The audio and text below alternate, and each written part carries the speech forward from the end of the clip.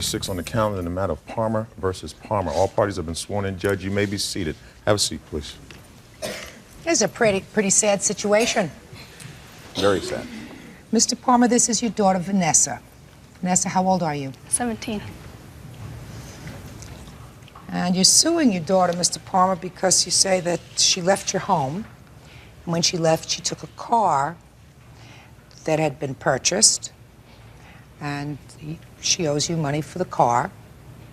You either want the car back or you want her to start paying you the money for the car. And she left your home under very unfortunate conditions. So I have a few questions, and then we're going to try to resolve this, okay? Okay. All right, Vanessa? Okay. Now, when's your birthday? August 28th. You say you bought the car, you say for her, but she was supposed to make payments on the car. Yes. No, he bought the car for my birthday and because I got a job. And he told me to tell my friends that I had to pay him back so they wouldn't get jealous. But he told me it was for my birthday. Could you both come up here for a minute?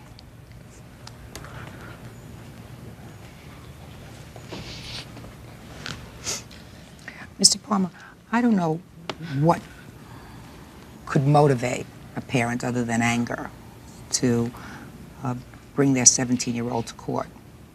I'm sure it's not the money, right? Because her birthday, this car was bought almost a year ago, correct? Correct. And for a year, you didn't pay any money, right? You seem to acknowledge that. Yes. So why now? Because over the past year, I had been asking when this was the only obligation that I asked of her throughout the entire period was that I will get a car for you. She wanted a brand new one, but I was not going to co-sign to purchase, Which I would have been paying for. To purchase a brand new car. Furthermore, going to school and working part-time, I really feel that it's not in your budget. So what I said I would do is purchase the car for her, pay cash. This eliminates finance charges. Also, you would only have to have the liability insurance, and I feel that it would best fit. How much did you pay for the car? It was around $900. Then, So it wasn't an expensive car, and then it was in an accident, according to your papers. It took some No, fixing it up. was stolen. Or it was stolen and Right. it was trashed or something, and you Yeah. had to pay some money to fix it. correct. Step back, Mr. Palmer. Step back, Vanessa. First of all, Mr. Palmer, we're going to get to the emotional part of this case in a minute. How much is the insurance on the car, Vanessa? $53 a month. And you pay that? Yes, I do.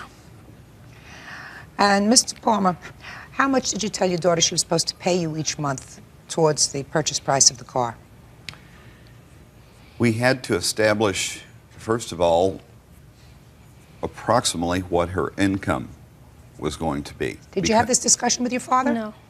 No. He never told me I had to pay him back for the car. Whenever he was upset with me or mad at me, he told me I owe him. But other than that, he never told me. Honor, that's not true. What I asked you, Mr. Palmer, was a very simple question. How much did you tell your daughter she had to pay you back each month for the car, like an installment loan? Give me the figure that you say you told her.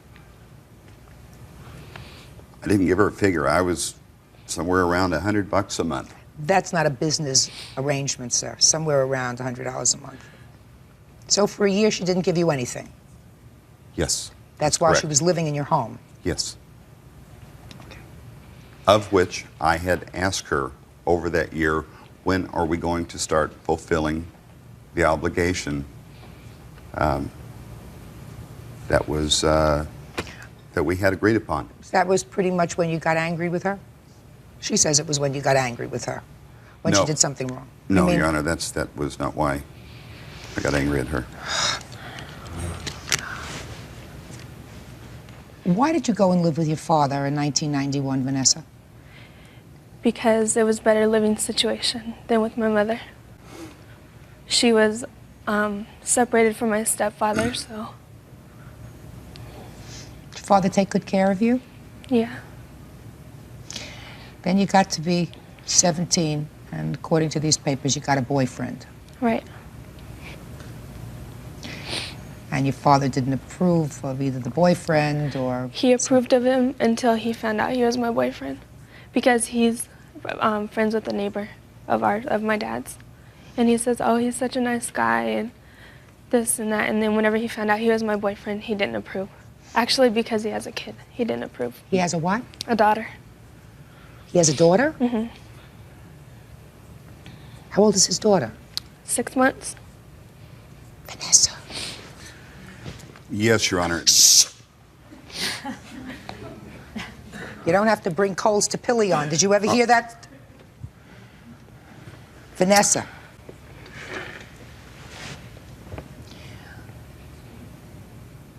I was a family court judge for a very long time. Do you know how many times I've seen 16 and 17-year-old girls? Not all of them as pretty as you are. Tell me that they love a guy and he's got 2 or 3 kids floating around, right? Do you know how it sits on your father's shoulders when he sees his beautiful 17-year-old daughter dating a guy who has a 6-month-old baby? How irresponsible that is. How old is your boyfriend? 20. 20. And I assume he's a president of a bank or something. That's how he earns a living? No, he was working until he broke his ankle He was working at what? in a warehouse. And now what is he doing? He broke his ankle, and now he's on disability. Wonderful. So now we have a 20-year-old on disability with a 6-month-old baby. And you wonder, I mean, I wish, Vanessa, that you could take yourself out of your 17-year-old body and make yourself 40. For a minute. Do you know what I mean? Yes. Because he knows, if he's smart, how easy it is to throw away your life when you're 17 and to make a mistake when you're 17 and you can't recoup. The woman or the girl who had your boyfriend's 6-month-old baby is never going to be able to recoup her life. Don't you understand? If he liked him, he liked him. Then he found out he was your boyfriend and he's got a 6-month-old baby. You think that there's something wrong with your father for being angry at that and for saying to you, "Listen, babe, I'm going to do whatever I can to see to it that you don't ruin your life." Judge Judy continues in a moment. You hook your star to a loser, that makes you a loser. Real cases, real people. Judge Judy. David Palmer says his 17-year-old daughter Vanessa had no right to take the car when she left home to live with her mother. You're her mother. Stand up here. Stand up here. What's your name? Donna. What did you tell the daughter about this boyfriend? She's dating him. She's not Well, marrying him. I don't care whether she's dating him or marrying him. Didn't you explain to her what the problems are? When I found out that he had a child, I was a little upset about that. Other than that, I think he's fine. You think a 20-year-old with a 6-month-old It's baby not who's my- on disability is fine for I your think 17-year-old I gorgeous think daughter? he, as a person, is fine. Listen, there are a lot of very nice people. I have daughters. I have 2 of them. If my daughter, who is 17 years old, came home to me and said, "I got a boyfriend who's 20 years old, who's on disability, who's got a 6-month-old kid," then he's not supporting because he's on disability. Excuse me. He still is supporting his daughter. What can I do about that? You can try to I can discourage her. alienate Just her. a second, you can try to discourage her. It was a done deed. It's a done deed. That's right. She's in love with him. She's in love with him. I mean, they're not planning to marry, to run off together. They both live at separate residences. They're dating. You know, maybe if your She daughter had a works, she goes unified, to maybe if school. your daughter had a unified front with her parents, and both of her parents saying to her, "This is a tremendous mistake. then maybe we wouldn't be in this situation, because I gather from these papers and from what you're saying that the reason your daughter left home was because you said, I don't want him in my house anymore. She was thrown out. Just a second. He threw her out. What happened, sir? No, Your Honor, that is not true. That is not true. That is not true at all. When I stated that it is not in her best interest to see this young man anymore because of what we have been discussing, was when it all broke loose. She said, well, fine, then. And she said this in the presence of my 2 younger ones, because I walked outside to kind of cool off a little bit. That, fine, then, I will go live with my mother. No. That is not what happened. Well, you weren't there. Just a second. You weren't there. So you tell me your version of what happened. We were arguing and he was yelling at me. And he yelled at me to help my sister with her homework. So I did.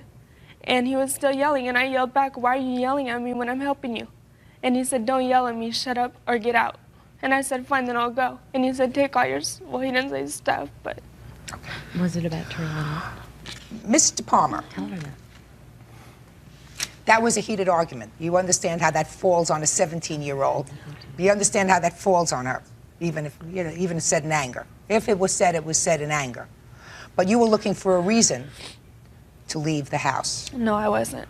He told me all the time, I can't wait till you're 18. Since you have to stay here, I'm going to make it hell for you. Oh, please. I'm going to make you want to leave. Is that what he said to you? Yes, Your Honor. Why would he say that to you? Ask him. Who are you? Insane. My name is Victoria, and he had told her right in front of me, well, maybe I would love her if she lived at a friend's house. And I thought that was very wrong. I'm sure, it's very wrong. Bottom line is, everything was okay until you got the boyfriend. Everything wasn't okay, but that just added to it. I was under the impression that he was all for the boyfriend. He let him come over to the house. He went with us to my aunt's house on Easter. That's where I got my input about Well, then what happened? Then there must have been something that happened. If he was in favor of the boyfriend or was not opposed to the boyfriend, he must have found something out. What did he find out? Find out about the baby? About the baby. He knew he had the baby. Right. No, he knew that. He knew there that. we go. Hey! Thank you. me. Listen, Vanessa. Thank you. You didn't. knew You he had- misunderstood what she said. He knew that my boyfriend had a baby.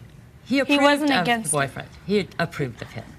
I'm serious. He told me that I could still hang around him if he got a court order with child support and did everything through court. He pays child support for his daughter. He does everything right. Just a second. He can't if- pay child support. Hold on a second. This is getting more interesting by the moment. Mr. Palmer, Mr. Palmer, just a second. Just a second. What you just said to me is, even after he found out about the baby, he said, you could still hang around with him, but I want him to act responsibly towards the baby. I want him to get an order of support and pay He it. already does. No. Is that what your father said to you? Yes. Is that what your father said to you? He said that if he had a court order for child support and a court-ordered visitation, then it would be okay. That sounds pretty reasonable to me, sir. I wouldn't be so reasonable, I tell you that right now. Well, The reason he didn't go through court, he pays child support and he has visitation. They have a written agreement between the two of them. The reason he doesn't take her to court is because his family is totally against that. So. You are getting yourself into such a barrel of horse manure. I can't tell you. And to see a mother stand there in an approving manner about this whole thing is, to me, bizarre. Mr. Palmer, listen to me, sir. All I can suggest to you, sir, is to keep your door open for your daughter. He changed the locks. Judge Judy continues in a moment. oh yeah, you guys are I'm real not sure. intelligent, Can you aren't tell me you? that? Real cases, real people. Judge Judy. David Palmer wants his teenage daughter, Vanessa, to meet her responsibilities by paying for the car she took when she moved out of his home. All I can suggest to you, sir, is to keep your door open for your daughter. She is, at this point in her life, making a tragic mistake. Tragic. Yes. I will not be able to get through to her. You have not been able to get through to her. Nope. She's got a mother who's got to head someplace in the clouds somewhere. Very true. Right? Correct. Right? Very But true. I'm telling you, Vanessa, you find yourself with a 6-month-old baby, madam. Your life is over. And you're a very pretty girl, and you sound like an intelligent girl. You sound like you probably do well in school. You have a job in addition to going to school, which suggests to me that you're motivated. You have a certain responsibility because you pay for your own car insurance. And I'm telling you, you hook your star to a loser, that makes you a loser. And any 20-year-old guy who's dumb enough to have a 6-month-old baby is a loser. He's going to become a fireman. He's not a He's loser. right now listen. What? Listen, gonna become a fireman isn't making him a fireman now. Right now, he's a 20-year-old on disability with a So what's his 6-month-old fault? He baby. broke his ankle. Listen to me. He has, this Say is him. nothing. Are you the boyfriend? Yes. You the boyfriend? I would suggest that you keep your mouth shut. Judge Judy continues in a moment. Real cases, real people. Judge Judy. David and Vanessa Palmer, a father and daughter, are fighting over the car she took when she moved in with her mother. Mr. Palmer, I have to dismiss your lawsuit, and I'm going to tell you why, sir. I was really hoping that when I looked at these papers, I could get beyond your lawsuit and see what this was all about and maybe resolve it. I can't. I mean, I can't. She's going to have to come to terms with that herself, but your daughter's 17. She's a minor. And you cannot get a judgment against a minor because right now you are her legal guardian, correct? True. So if I were to give you a judgment against your daughter as her legal guardian, you would be responsible for it. Do you understand that? You're suing yourself. Be suing yourself. Do you understand that? She's a minor. No, I do not. Well, You're I not just suing listen minor, to me. you I don't sue know. the legal guardian. Hey! Whatever. She does not reach the age of majority in this or any other jurisdiction until she turns the minimal age of 18, which means you cannot get a judgment against her. You can get a judgment, however, if she's committed a tort or something else against her guardian. But you, sir, are her lawful guardian. So if I were to give you a judgment against your daughter, you would have to pay it. That sounds kind of stupid, doesn't it? Since you're paying anyway. Now, you can, sir, wait until your daughter turns 18. And then in equity, if you still want to, you can reinstitute this suit. But right now, you cannot sue your daughter. I don't think it was without some value, Mr. Palmer. I don't think that getting this piece out was without some value. I think that your daughter, Vanessa, will at least think a little bit. Vanessa, I have never, in the thousands of times that I've seen young women like you, in cases like yours, it's not unique, I have never seen one of them where the woman, young woman, doesn't find herself behind the 8 ball. And you may be angry with your dad, but if this is all over the boy, and I gather it is, he's right, you're wrong. You'll figure that out in 5 years' time. Unfortunately, in 5 years' time, it may be too late, which is really what he's saying. And if your mother doesn't see that, she's got clouded vision. This case is dismissed, that's all. So excuse, you may step out. Next on the calendar in the matter of Dersawa versus Dersawa. Parties have been sworn in, Judge. You may be seated. Ma'am, have a seat, please. Are you Mrs. Dersawa? Yes, I am. Mr. Dersawa, do you think your son loves you? I don't know. Let me tell you what he says. Your papers indicate that your son removed some guns from your house that were your guns. Yes. Correct? Yes. Your son says that he removed the guns from your house because he was concerned about you and concerned for his mother. Yes. Do you think he had reason to be concerned? Yes, I certainly do. Why were you concerned about your father's safety and your mother's safety? Both of them. There have been very violent fights between the two of them, several 911 calls. My father had 2 strokes. My mom had 1. During that time, there were 3 suicide attempts by my father. I had just learned of it, that's what the events were on the 3rd one. and I removed the guns at that time. After I removed the guns, a fourth attempt was made, where he attempted also to take my mom with him, as he put it. How? She went to make a 911 call because she found him in the car. He had stabbed himself in the arm. And this was on my birthday. And she went to make the 911 call, and he grabbed her, put her on the ground, throttled her throat, and said he was going to take her with him. And how long ago was that? That was about three and a half years ago. And your parents have separated Yes. since? During that time is when he asked for the weapons back, was right when they started separation. And I asked him, I said, Dad, I don't want to give them back to you. What do you need them for? And he said that he needed them for the money. I told him I would be glad to purchase them from him at that time. He said he was not interested in me having the firearms and was going to do anything he could to get me free of them. Mr. Durswa, Yes. Senior, is everything that your son says so far accurate? Yes, it is. Don't you think he did the smart thing by removing the guns? Yes, I certainly do think that he did the right thing, and I thanked him very much for taking on the responsibility of removing the guns from the house. But what do you want now, sir? I asked for the guns to be returned to me, Why do you and need... he refused to return the guns to me, and I told him at that time that they were my personal property. They did not belong to him or anybody else except me, and that I wanted them back. What do you want them for? I originally wanted them back to hang on the wall as mementos of my childhood.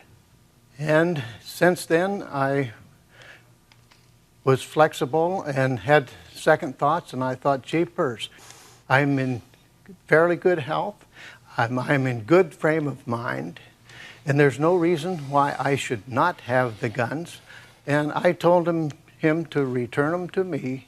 They are my personal property, and when I thanked you for them, that did mean that you could keep them for the rest of your life. They are mine, and I want them, and I want you to return them to me. And if you don't return them to me, I am going to take you to court. If it costs me a lot of money in attorney's fees, I am going to expect you to reimburse me the attorney fees that it costs me to get the guns back. And he didn't listen to me, I don't think. He seems like a pretty responsible young man that you raised, and a very nice young man. You ever had any difficulty with him before? Huh? Yes, many times. Okay. As an adult, sir, Yeah. how old are you? I'm 42 years old, Married or single? married. You have children? No. Are you employed? Yes. What kind of- Self-employed. I'm a photographer and hairstylist. You remain close with your mother? Yes. Is that right? I would like to say one thing, that it seems to me when my husband is angry at me, he tries to take it out on him because he knows how close we are. How many children do you have? I have two, Tim and Max Dursaway. Are you the older brother? Yes. Where are the guns now? The guns are at a friend of the family's house. You put a value in your complaint on these guns of $500. Yes. None of us live forever, Mr. Dershowitz. What did you suppose would happen to these guns when you were no longer here? I really couldn't care less. Well, that's a good attitude. I mean, it really is a good attitude. I hope they're safe, and I hope that if anybody does get them, that they are in as good a shape as I believe that they are at the present time. Did you at one time have issued against you by any court an order of protection or a restraining order with regard to your wife? Yes, And when was that? most of last year. At the same time that he requested the guns back from me. Okay. Does anybody have a copy of this restraining order? I do. May I see it, please? How long were you and your wife married? It'll be 43 years, I can tell you, June 10th, this year. And I'm still going to be married on June 10th if I'm alive. Have there been divorce proceedings filed? No, we both agreed to a separation. However, we agreed to a separation a long time ago, and she decided for some reason or another that she would make it legal and go through the legal procedures of getting a separation. So she hired an attorney, and then I hired an attorney to protect my rights, because at that time she told me that she was going to take everything she could get. Judge Judy will continue in a moment. We're family. We don't need to go to court over this. All you have to do is tell me what you want and I'll cut you a check. And later today, Your son was acting like an idiot. Your son was acting like a fool. real cases, real people. Judge Judy. Max Dershowitz is suing his son Max Jr. for the attorney fees he spent to get his guns back. Max Jr. had the guns removed for fear of his father causing harm. Are you living alone now, sir? Yes. Do you see your other son? Do you visit with your other son? Well, when I get an opportunity. Where does he live? He lives in Riverside. That's not so far away. You have grandchildren? Yes, 2 grandchildren. Do you visit with them? Yes, usually they come down to the house where I'm living, and it's so short visit, I hardly even know that they've been there. Mr. Dershowitz, I am, quite frankly, sir, sympathetic with your position to this extent. What you're saying to me is, I'm a grown-up, I'm an adult, I have all my faculties about me, and I don't want my children to start to make decisions for me about what's good and what's bad. Is that what you're saying? Yes, perfect. On the other side of that coin, sir, I am really most sympathetic with your son.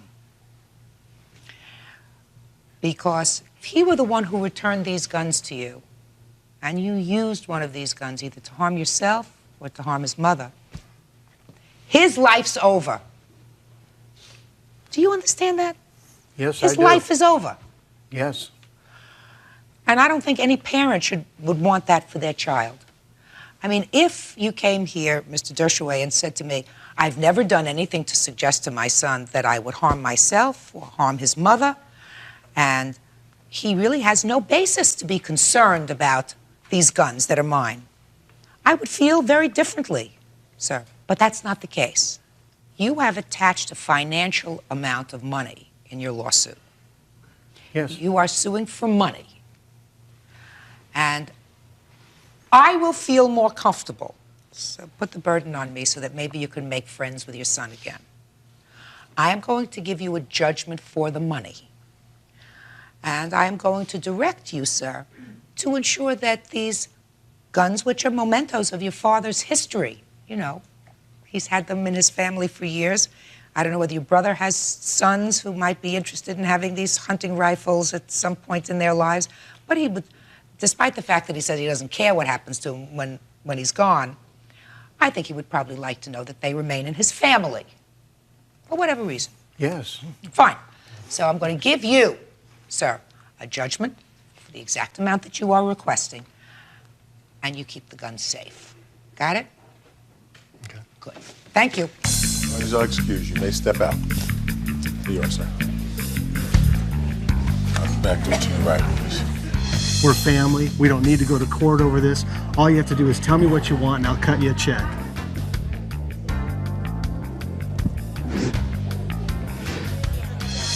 And now the next case. Bodies on Smith versus Brown. Step forward, please. Walter Smith and his 15-year-old son Brian Davis say Joseph Brown's 16-year-old son Joe Jr. poured bleach on their carpet. Joe Jr. says Brian threatened him with a snake. You the one with the snake? Yes. Up here. You the one with the bleach? Yeah. Yes, Your Honor. Up here. And you are the fathers of these two geniuses. Yes. Yes, Your Honor. What's your first name? Brian. Brian, Tell me what you did to this young man with your snake. Well, we were out. Now, over here. We were out in front of the houses, and I had a snake, and I went like this, like I was gonna put it on him. What kind of snake did you have? A red-tailed boa, just a little snake about this big. Well, you said this big, and then you Well, said this about big. like- Is it growing? About this big. About this big. Yeah, about this big. And what, you made believe you were going to put it on him? Yes. Why did you do that? I don't know. I was just messing around. And then what happened? And then he threw like a icy or a Slurpee or something, I don't know what you call it, threw it on me. And then I went back towards my house and put the snake in the garage and got a cup of water and went back outside to throw it on him. And when I got out there, he had a cup in his hand, and he said, if you throw that on me, I'm gonna throw this on you. And it was bleach in a little cup. And then what I did is I pushed it out of his hand and threw the water on him and started going home. And then he came out of his house afterwards with a whole gallon of bleach.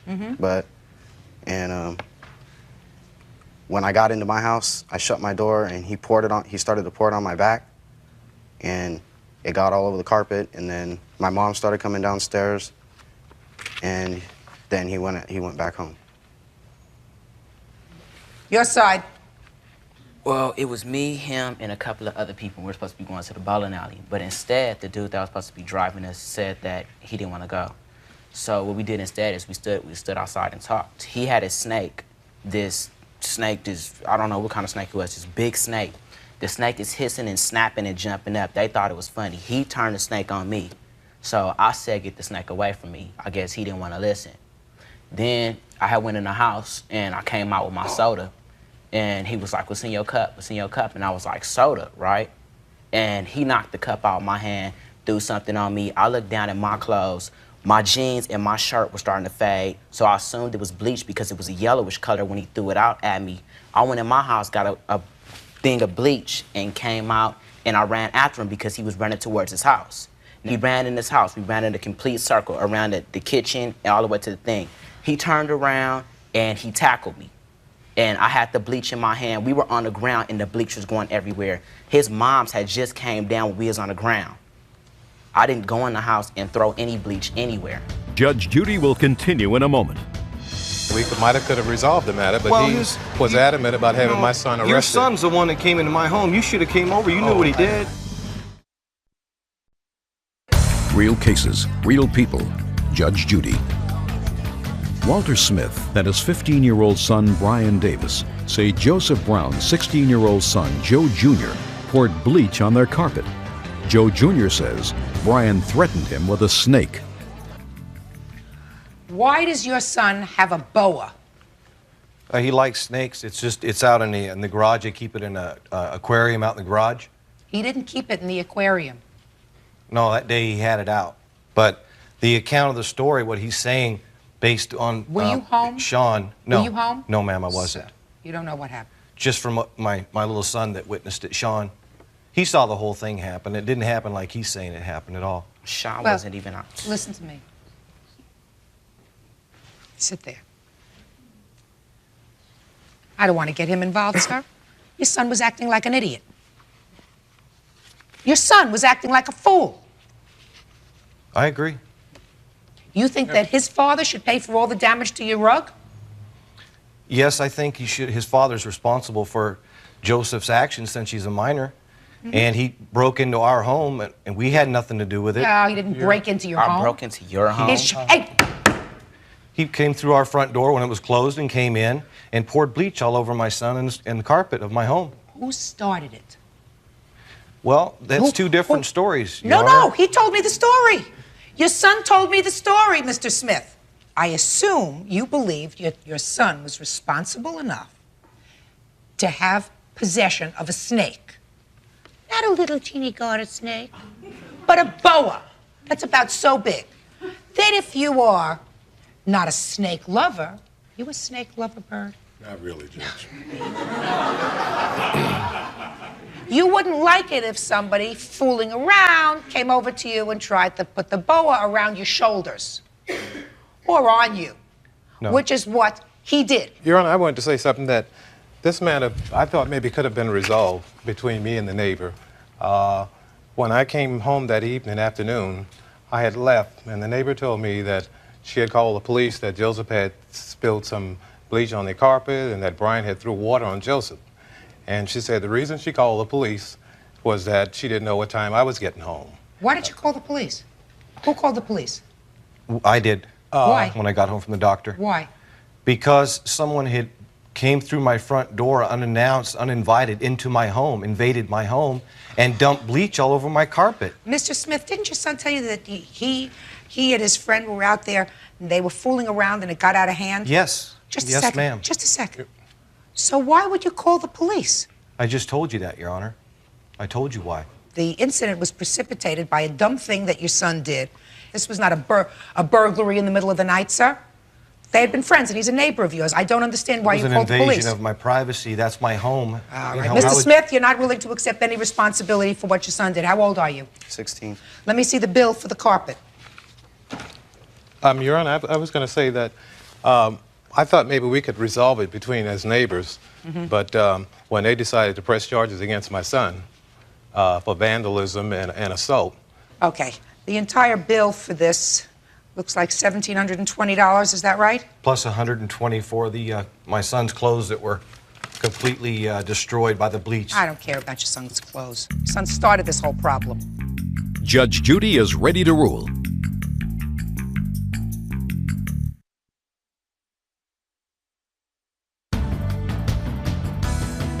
This act of lunacy was started by you and finished by you, right? Right. So each of you have to pay half. That sounds fair to me. $860, Judge. You're way ahead of me, Byrd.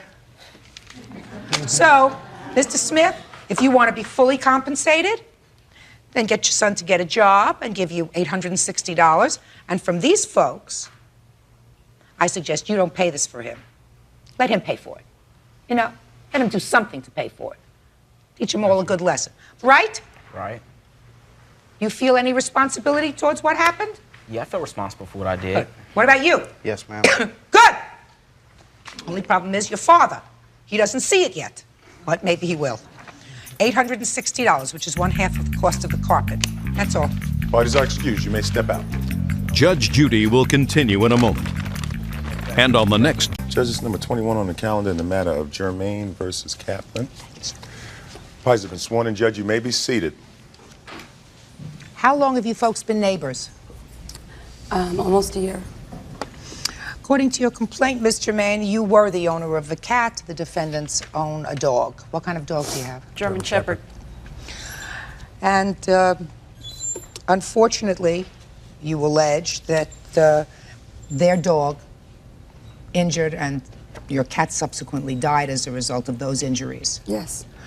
And you are seeking the vet bills that you incurred. Now, why don't you tell me how that happened? I was in my backyard watering, and Toby came to my gate and called out my name and said, "Candace?" And I said yes, and she was very calm about it. So I said, "Go to the front door," because my gate was locked. So on my way to the front door, I stopped, I got a glass of water. I took my time because it didn't sound urgent. I got to my front door, I saw she was holding my cat, and I said, "Oh," I go, "my cat looks dead." I go, "But sometimes they look that way." But then I noticed her tongue was hanging out of her mouth, and I said, "Oh my God, what happened?" And she said, "Well, we had just gotten home with our family, and I let my dog in your yard, as I usually do, to go to the bathroom." That's not true. That is exactly what was said. And she said, it took me no more than a few minutes to bring my baby carrier in the house, and then she said the dog came back with my cat in her mouth. Where had your cat been? The cat was in my yard at the very top of the back of the gate, which is like behind my house. But in your yard? Yeah, in my driveway. So you took your cat, and what did you do with the cat? Well, I took the cat, and I couldn't find my keys, so I insisted that she take me to a vet, because I didn't even know where a vet was. And how long had you had the cat? 10 years. What kind of cat was it? A Himalayan. What color? Blue Point, Teal Point? I know a little bit about cats. Blue Point.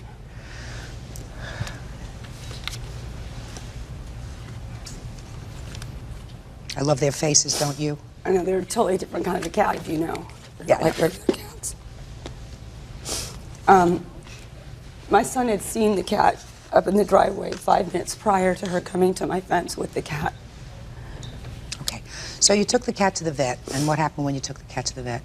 They said she had severe trauma and that they did x-rays on her, and they said that she needed to stay overnight for care, that she wasn't well enough for me to take her home, but they didn't provide care there. So I had to take her to Studio City for overnight care. And they told me, just go ahead, pick up your cat at 8 a.m. She'll be, ready to go back to the vet. I called them right before I left my house, and it seemed everything was okay. When I got there, they said that she's gone the other direction. She'd never make it back. So they had me bring her next door for surgery. You want to take a minute? 1 minute?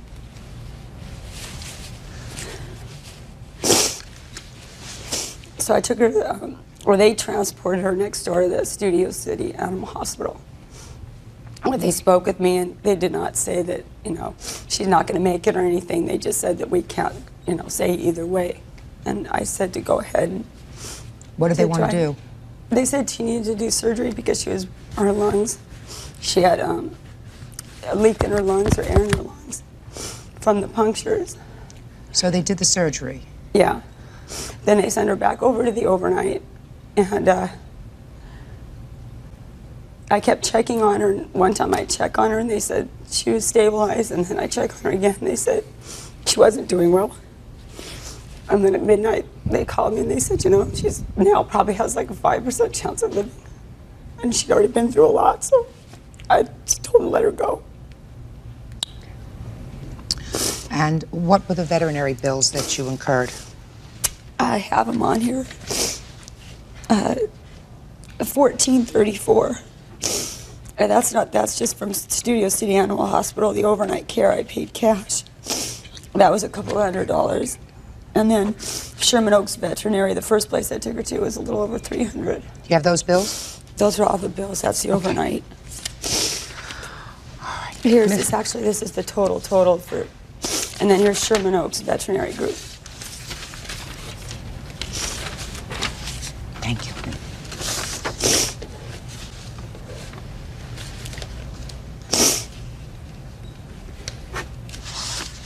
I have $1,786. Does that sound right? I don't know. I didn't add Between this. these two bills, yeah. Okay. There's three bills. Who's going to speak? Mr. and Mrs. Kaplan? I am.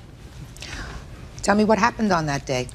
We were at home. We had finished our dinner, and then we went out to get my daughter's booster seat out of my husband's car, and we brought the dog out with us. She comes out with us oftentimes and stays right near us, or she'll go piddle and come back. But she was not on a leash. She was not on a leash.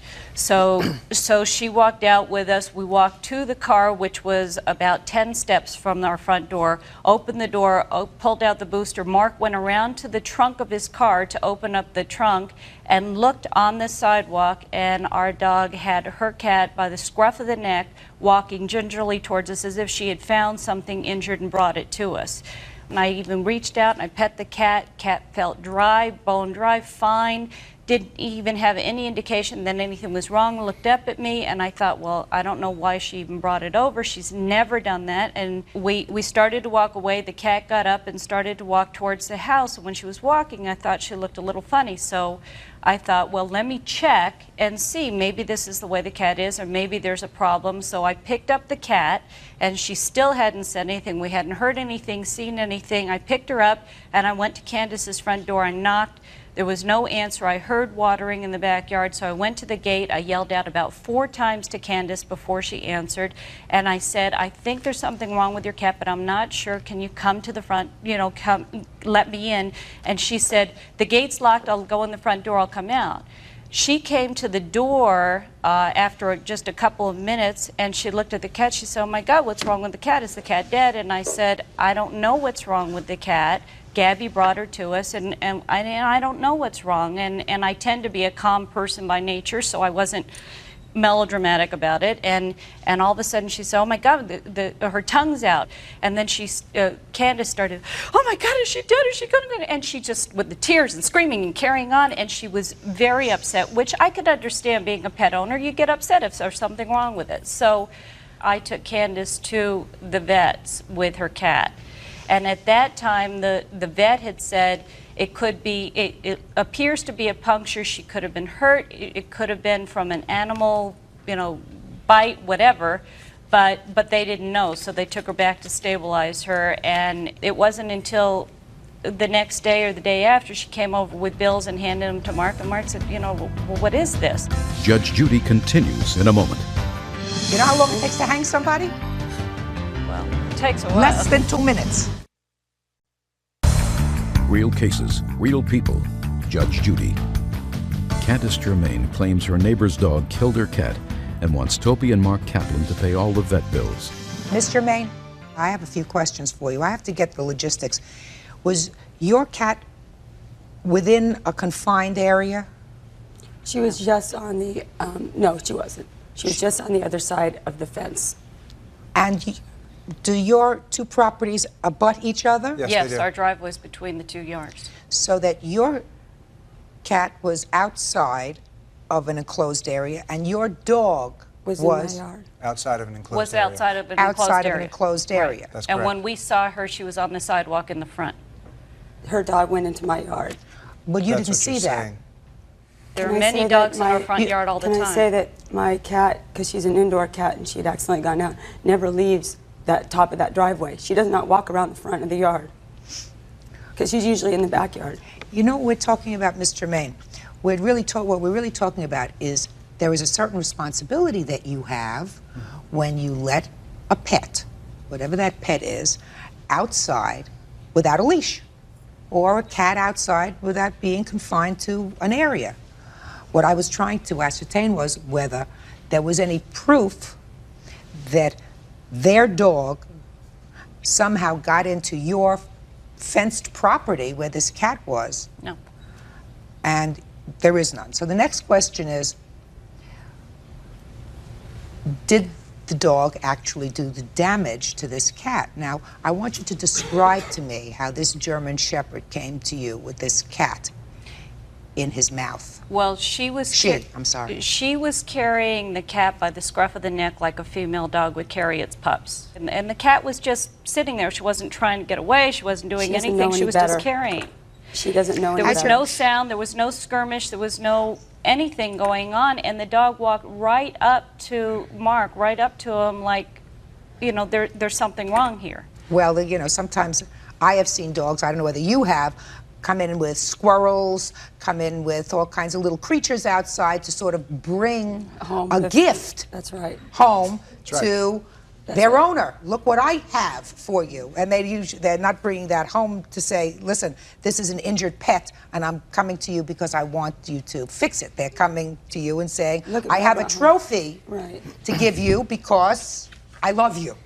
Well, that's what they're saying. This would have been the first time she brought this trophy home. But she's never. Go ahead. This would be the first trophy that she'd ever brought home in the 2 years that we've had her. Has she ever brought home No.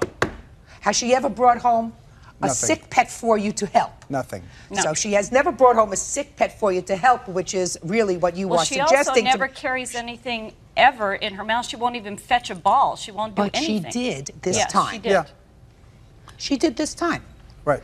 And so your supposition that she was bringing you home a sick pet to show you that she had brought home an injured animal is merely supposition. I want to tell you right now that it strikes me more likely that for whatever reason she was bringing home a trophy to her owners. And unfortunately the trophy Well, it was was less hers. than a 2-minute period of time though, that it was there, and the. You know how long it takes to hang somebody? Well, it takes a while. Less than 2 minutes. Judge Judy is ready to rule. And later today, And actually, I feel sorry for her new boyfriend because she's probably going to ruin him like she has me. So. real cases, real people. Judge Judy. Toby and Mark Kaplan say they shouldn't be held responsible for the death of Candace Germain's cat, that any dog in the neighborhood could have been responsible. not just their German Shepherd. I'm not a German Shepherd psychiatrist, and I'm not a behavioral scientist, so I can't tell you what German Shepherds usually do. All I can tell you is you have a dog that you've just told me never did anything like this before. Right. But did it now? It carried a cat to me, yes. And so, based upon the proof that I have, which is she had a live cat with no problem, and your dog brought her cat, your big German Shepherd brought her little Himalayan cat in the mouth. The cat suffered trauma. Cat didn't survive. It appears to me that I am satisfied by the required quantum of proof in these proceedings, which doesn't have to be proof beyond a reasonable doubt. It has to be proof by what we call a preponderance of the evidence. You know, more evidence than not. Your dog caused these injuries, so you're responsible for these bills. I would also suggest to you that when you have a big dog, and now you have a big dog that for one reason or another brought you prey once, that you see to it that that dog is not let out without a leash, even for a minute, unless it's in your enclosed property. Because you never can tell a dog that is perfectly fine for years and years all of a sudden goes off like that. So I am satisfied that the injuries that were caused to her cat, which resulted in the cat's death and the subsequent medical bills that she is responsible for, were a result of what your dog did, and I'm awarding the plaintiff $1,786. Thank you, that's all. Thank you. Excuse, you may step out. I'll back to your right, please. Sure. Thank you. We wanted to keep peace in the neighborhood and not have problems, and it hasn't been since this incident. In the rudeness towards us from them, the cold shoulders, which is understandable though, and then sprinklers shooting up over our cars that are on our yard that haven't been fixed, and loud music that vibrates our house and everything, and so, you know, they're just rude to us. Parties on Barnett versus Roberts. Step forward. 35-year-old engineer Ronald Burnett is suing his ex-wife, Sandra Roberts, over a check that bounced. Mr. Barnett, the defendant has been served in this action and has not appeared, so I'm prepared to enter a default judgment in your favor, sir. But before I do, there are several questions that I have. Yes, ma'am. According to your complaint, the defendant, who is your ex-wife, borrowed money from you. Well, actually it wasn't borrowed. She asked for the checks, or she gave me checks because she needed the cash immediately. And her landlord... First of all, why would you lend your ex-wife money in the first place? Well, she was living with me. Why? After... Why? Well, she has a 2-year-old son who, well, actually he's 5 years old now. He's 2 years old when I first met him. He doesn't have a biological father of record. So he called me his father, and I'm very attached to the little boy. So I went and allowed her to come back and live with me for the little boy's sake, because she come back from wherever, Missouri, I believe it was, and until she found a place of her own. I allowed her to stay with me. How long did she stay with you? Oh, it was about 3 months till about January. And then an incident occurred where she started having a lot of her male friends calling in the middle of the night, and she'd talk to them for hours. She wasn't providing anything around the house. She was like basically living as if I was, a parent or something, taking care of her. And so I asked her to leave, and then she got violent one day on the car. I was picking her up from work. She didn't have a vehicle at the time. She took the mirror off and started hitting me with it and stuff. So I said, you have to leave. You have to go. And it's not good for the environment of your son. So she got an apartment and all. Well, she started getting behind on her bills because she, for whatever reason, and she basically wanted to either come back to live with me or, she needed help with her bills. So for the little boy's sake, and I still have feelings for her. I mean, I know in my head that, it never worked out between us. I still care for her and adore the child. So... Do you visit with the child? I was up until recently, until all this mess with the checks go, and so I haven't seen him quite a while now. That's too bad. Yes, it is. That's I feel sorry for the little boy, and then I feel sorry for myself, of course. Judge Judy continues in a moment. How much did you give her that she failed to return? Okay, what it was at the time I didn't even have money, but she needed $250 immediately for her rent in cash. So she wrote me a check out, but I didn't have the cash in my account at the time.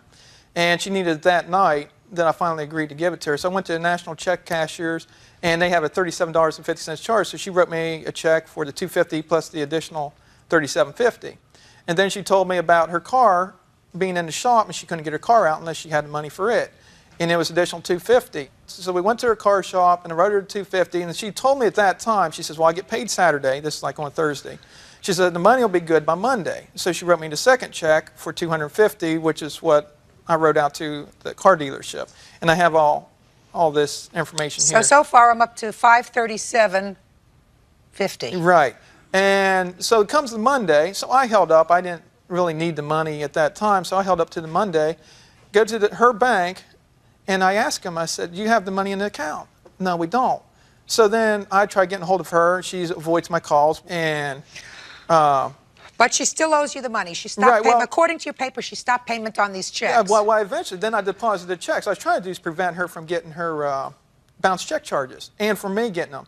So all told, including, sir, the fees for these checks being stopped, came to $602. Right, well, that included the mirror, because one of the things I was asking for was that she reimbursed, because then when I got upset with this, and she promised she would never hit me with the mirror and stuff again, then she turned around and then she did this with the check, so I said, well, I'm going to go for a reimbursement of where you broke the mirror.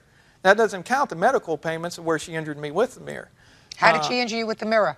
Oh, when she broke it off, she started beating me with it. Where?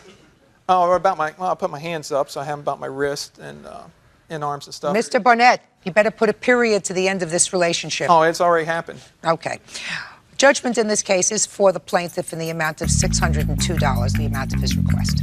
Thank you, sir. Excuse me, step out, sir. Number 127 on the calendar in the matter of Nowell versus West. Parties have been sworn in. Judge, you may be seated. Have a seat, please. Mr. Nowell, you are the owner of a four-wheel drive truck kind of car. Ford Explorer. According to your complaint, your 16-year-old son, that's you, sit up, was driving this four-wheel drive truck, and the defendant's son, that's you, was a, you can sit down. Okay, sorry. Was a passenger in the front seat. According to your complaint, this young man damaged your car by pressing some sort of a button. To change it from two-wheel drive to four-wheel drive while the car was in motion. Truck was in motion. Yeah. And you say that because of that, there was damage to the car, $1,300 worth. Yeah, it was in perfect working condition until the boys went for a 15-minute ride to the Del Taco. Okay. You weren't in the car. No. Now up. What's your name? Kai. How long have you been driving? About 2 months. How long were you driving at the time that you had this young man as a passenger? A couple days. Days. Yeah. Who else was in the car other than the two of you? Those two guys, Jeff and Chris. So there were four of you all together. Right. So tell me what happened. You get in the car and your friends get in the car and you decide to take a little spin. We were going to Del Taco to get dinner, and we were just, driving, and Jared decided he wanted to push the four-wheel drive button. So he kept hitting it, and I asked him to stop, and I told him to stop, and I slapped his hand away and tried to make him stop, but he's bigger than me, and I was trying to drive and do it at the same time, so. Why didn't you stop the car? Because I thought he was, I don't know. Did you have any sense that that would damage the car? I thought it would do it if he did it enough, but I didn't think it would do that much damage. You wanted to say something, sir? Yeah, basically, his friend was in the back seat, and he's not a friend with the defendant, Jared West. And so there's a little intimidation. It's a new group of friends. He was trying to be in that thing. So he didn't just stop. He came home to us and told us when it happened, and that's the first thing he said to us was how disappointed he was that he let us down. He said they should have stopped the vehicle and just kicked him out. That's what he told us, and he was crying. Right. He was crying. He knew he didn't do the right thing. Okay. But he tried to do the right thing, but he didn't stop the car. Your name? Jared West, Your Honor. So you're driving as a passenger in this car? Yes, I was. Do you drive? Yes. What kind of a car do you drive? 1993 Pontiac Trans Am. What were you fooling around with the buttons for? Well, what he forgot to mention was that on the way to Del Taco, he stopped off and he was driving through a grassy knoll and hopped a couple curbs and stuff. And I figured since he was going over a grassy knoll. Going over a grassy knoll. What does that look like? There was like a park type area behind a Save-On drugstore. Mm-hmm. And he had jumped over a curb and went onto the grass. And I figured since he was going on the grass and stuff that he might want to be on four-wheel drive. And then he said he didn't want to, he didn't want me to do it. And then it just, I'm sorry to say, it sort of turned into a game after that. And I shouldn't have done it. I realize that.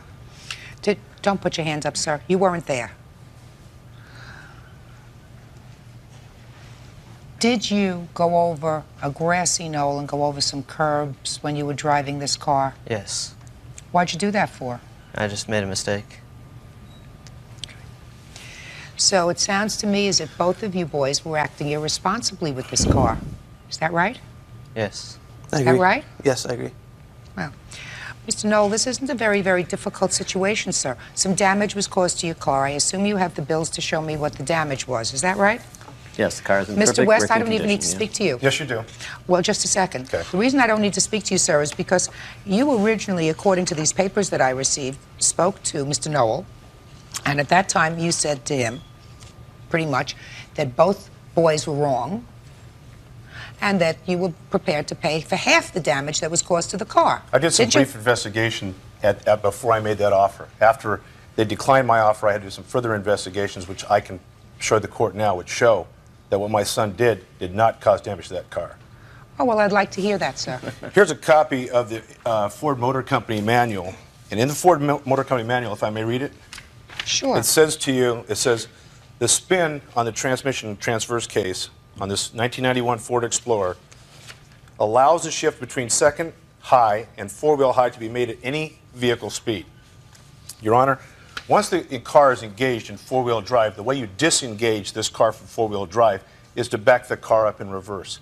So by pressing the vehicle four-wheel drive button once, twice, or many times, it doesn't disengage from four-wheel drive until you back the car up, and that's how it disengages. So once you pressed it one time, it was in four-wheel drive, and it continued four-wheel drive until they later came to Jack in the Box. At that point, they backed up and they heard a ratcheting type sound from the vehicle. That's when it was coming out of four-wheel drive. Can I see the estimates that you have, please? May I say something else, Your Honor? Sure. Chris is here to identify or to be witness to the fact that Ty has taken this vehicle to different parking lot locations, jumping curbs and parking barriers that he failed to mention to his dad also. Mr. West, I wasn't there. You weren't there. Correct. This young man did something wrong. He's acknowledged that he did something wrong. Your son acknowledged that he did something wrong. They both did something wrong because they were playing around with a very expensive piece of equipment that neither one of them bought or paid for, belonged to the plaintiff. Now, your mistake, Mr. Knoll, was that when you write here, the defendant offered a 50% settlement, which we rejected as a matter of principle since we didn't contribute in any way to the damage. That was a mistake. Your son contributed to the damage. He contributed to the damage in either one of two ways. Either because he, in fact, drove the car recklessly, and or he did not, at the moment that this young man decided to push the buttons on the car that he knew was wrong, he didn't take care of this expensive piece of property the way he should have, which was to stop the car and say, get out of the car. There's nothing to say. Anything that you say, sir, is going to be an excuse, which is wrong. No, it's the truth. You're listening to some here, and I can't allow that to Just happen. Mr. Knoll, I just I'm need not to have my listening. say, that's all. I'm not listening to anything. I'm not listening to what Ford Motor Company says, sir. I'm listening to what these two young men said. Well, you And haven't- both of these boys seem to acknowledge that when they took your car out, they both did the wrong thing. There's some lies over here, though. You haven't allowed No, him to speak what he saw. Just a second. I listened to him. Let me tell you what he said, Mr. Knoll. Judge Judy will continue in a moment. And later today, If you buy them on the black market, you run the risk of getting tickets that are bogus. Now you know that, right? real cases, real people. Judge Judy. Jim Knoll says his 16-year-old son, Ty, was driving his 1991 Ford Explorer when Gary West's son, Jared, unexpectedly threw the truck into four-wheel drive, causing $1,300 worth of damage. Gary says he doesn't believe what Jared did could have caused that kind of damage and refuses to pay for the repairs. He said, one, he drove the car over grassy knolls, up and down curbs, and he knew that was wrong. No, one curb. You weren't there, sir. You better stop making excuses for your son. He seems like a very honest young man. You So keep am I. making excuses for him, and I guarantee you, you're teaching him a very bad lesson. He's standing here, he's being truthful. So am I. No, you're not, because you weren't there. You're making excuses. And if you were savvy and know what was going on, how many children do you have? 2. How old are they? 25, 16. 25-year-olds, a boy or a girl? Girl. Now you have a 16-year-old son. 16-year-old boys, when they're given a hot car, react differently than 16-year-old girls. So this is your first experience with a teenage son, right? Trust me, I've had 3 teenage sons. They all act like they're 4 years old, especially when they're in a car for the first time. 2 days he's had a license so that he could drive by himself. 2 days, and you give him your car. Stop making excuses for him, Mr. Knoll. The first, put your paper down, sir. Your son did the wrong thing. Without a 2-day trial with experts from Ford Motor Company and without mechanics here who were able to testify as to what the actual damage was and based upon their expertise what caused it, I have to rely on my sense of common sense. And don't say a word. And my sense of common sense is that your son did the wrong thing and that his son did the wrong thing. And the only one who's getting stuck is him, because it's his car and he's got to pay the damage. So the damage to the car, and I am one lug nut, let me just look through the rest of these things. Okay. The total damage to the car is $1,248. And sir, I am awarding you $624, which is 1/2 the cost of the damage. Because I believe that both of these young men contributed to this damage. Both of them did the wrong thing with your precious piece of metal. And next time you won't do it. Do you understand? I understand. That's all. Thank you. You may step out. Out the back door to your right, please. What my son did no damage to his car. I have nothing to say to this man. I don't care to shake your hand. I think you're a jerk. Okay. And now the next case. Party's on Shank versus Beckman. Step forward, please. 18-year-old Troy Shank bought Metallica tickets from 26-year-old Robert Beckman. Troy didn't have the cash, so he gave Robert a guitar for collateral. Now Troy claims the tickets were bogus and wants his guitar back. Mr. Shank, you wanted to see a concert. Yes. What concert was it?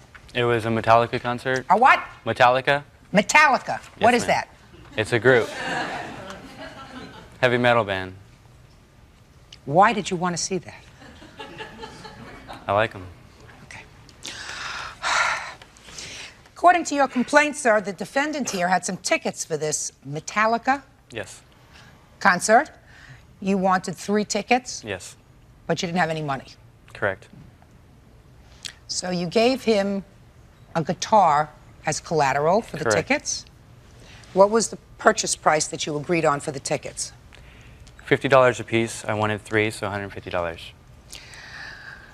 And you gave him the guitar. Correct. What happened? It turned out later that the... You went to the concert. Yes. What happened when you got there? We went to the front. We showed them our passes and stuff, and they said that they were counterfeit, and they questioned us thoroughly where we got them, blah, blah, blah. They took the tickets from us and didn't let us in. They kicked us out. That was when you went to present them to the ticket taker. Correct. So you asked him for the guitar back. No, after that night, I came home and paged Robert, and he never called me. I paged him lots of times for a numerous of probably 6 months, and he never called me back. Yes. Do you want to hear my side now? Okay, what it was is I gave him these tickets and he gave me the guitar as collateral. I understand that. he Let's did go not- back a little further. Where did you get the tickets from? I purchased them off of a student at Saddleback College. And what did you pay for the tickets? I paid $100 a piece for them. And then he wasn't supposed to owe me $150. He was supposed to owe me $350. The problem was he was supposed to pay me a week before the concert. After the concert, I finally get this letter of court. He calls me and says, well, do you have any, like a VCR or TV or anything you can give me as collateral? I said, why? You know, you didn't, how do I know you didn't get into the show? I got on the show, my girlfriend got on the show, my brother got on the show. How do I know you did not get in? You may have had somebody who let you in and wasn't looking carefully. They didn't. They had a problem. I don't understand. I don't understand how they could have a problem. They had a problem, sir. Out of all the people that I know that went, everyone got in but them. When you buy tickets from the concert itself, when you go up to the gate and give them money and buy tickets, then you know you're getting legitimate tickets. If you buy them on the black market, which is from somebody at school, you run the risk of getting tickets that are bogus. Now you know that, right? Judge Judy continues in a moment. What do you want to be when you grow up? I'm not sure yet. A lawyer. I would suggest you not decide on the ministry, sir. Real cases, real people. Judge Judy. Troy Shank claims the concert tickets he got from Robert Beckman were counterfeit. He wants the replacement value of a guitar he gave him for collateral. I believe the fact that you didn't get in with these tickets, and the law is very clear. You had a contract. You were going to pay the money to go to the concert. Correct. That's your contract. They didn't get into the concert, and therefore they got nothing in return for their money or their guitar, so you have to give them back the guitar. Do you understand? I don't have the guitar anymore. Why not? I sold it for the money that they owed me. They didn't owe you any money. Well, what the... Let me see the receipt. I don't have the receipt. You don't have the receipt, you don't have the guitar. When did you sell the guitar? Probably about a month after the concert. But they buzzed you, they paged you immediately. Well, that night, I did not have my pager on me. I'd never take my pager to a concert. So, I mean, how would I return it? You got as many excuses as Carter has pills, sir. I don't want to tell you something. Unless you straighten out, this isn't the last court you're going to be in. Do you understand what I'm saying to you? Yes, I do. But the agreement was he was supposed to pay me a week before the concert. He did not pay me my money a week before the concert. Well, let us assume. So let me tell you why, Mr. Beckman. You're standing there and I'm sitting here. Let me explain why. If I believed your story that the concert tickets were more than what they claim, and if they paged you, you would have called them back lickety-split because you would have thought to yourself, he's calling to make arrangements to pay me the money that he owes me. That's what would have gone on in my head if somebody owed me money. I better answer this page right away because I want to get my money. You, however, didn't have a page. You lost your page. You were busy. It was raining. It was snowing.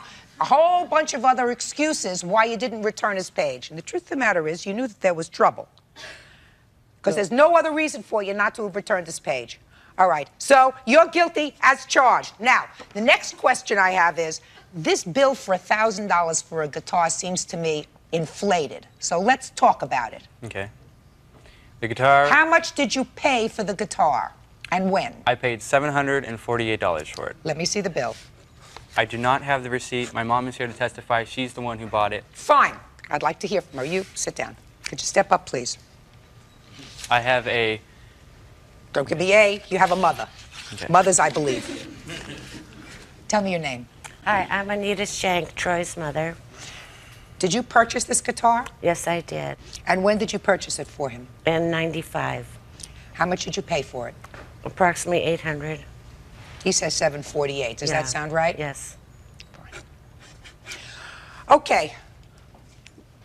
You look like a nice young man who may have a bright future. Don't try to be a shortcut artist. Well, it never pays off, sir. Judge Judy will continue in a moment.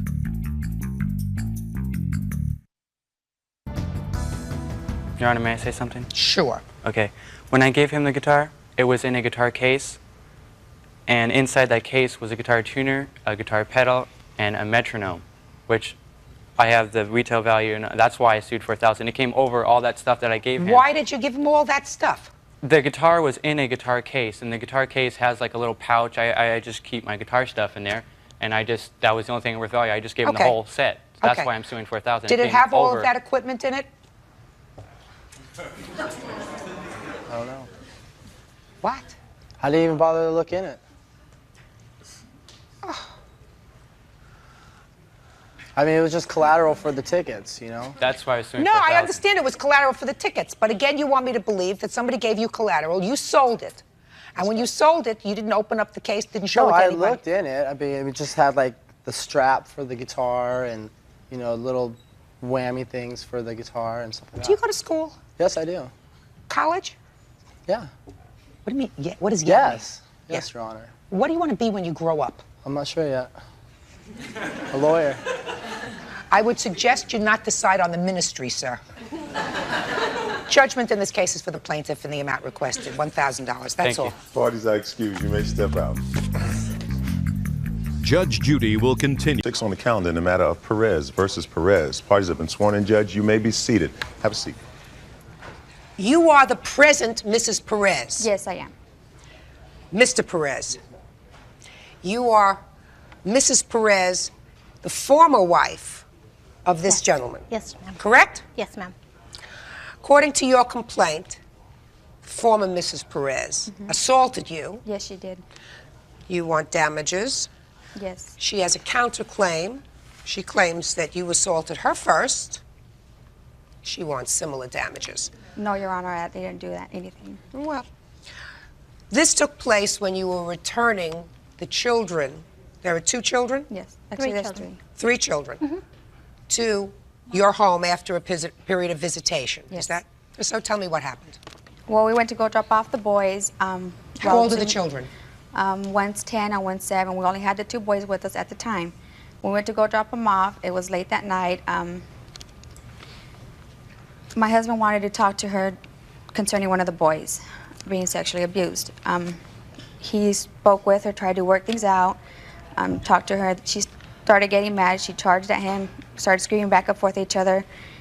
I got in the middle because of the fact that the children were crying and screaming inside the home. I told my husband, let's go so it won't get out of hand, which she got mad. She struck me on my right side, and after that, my husband did hit her, and she landed inside her house.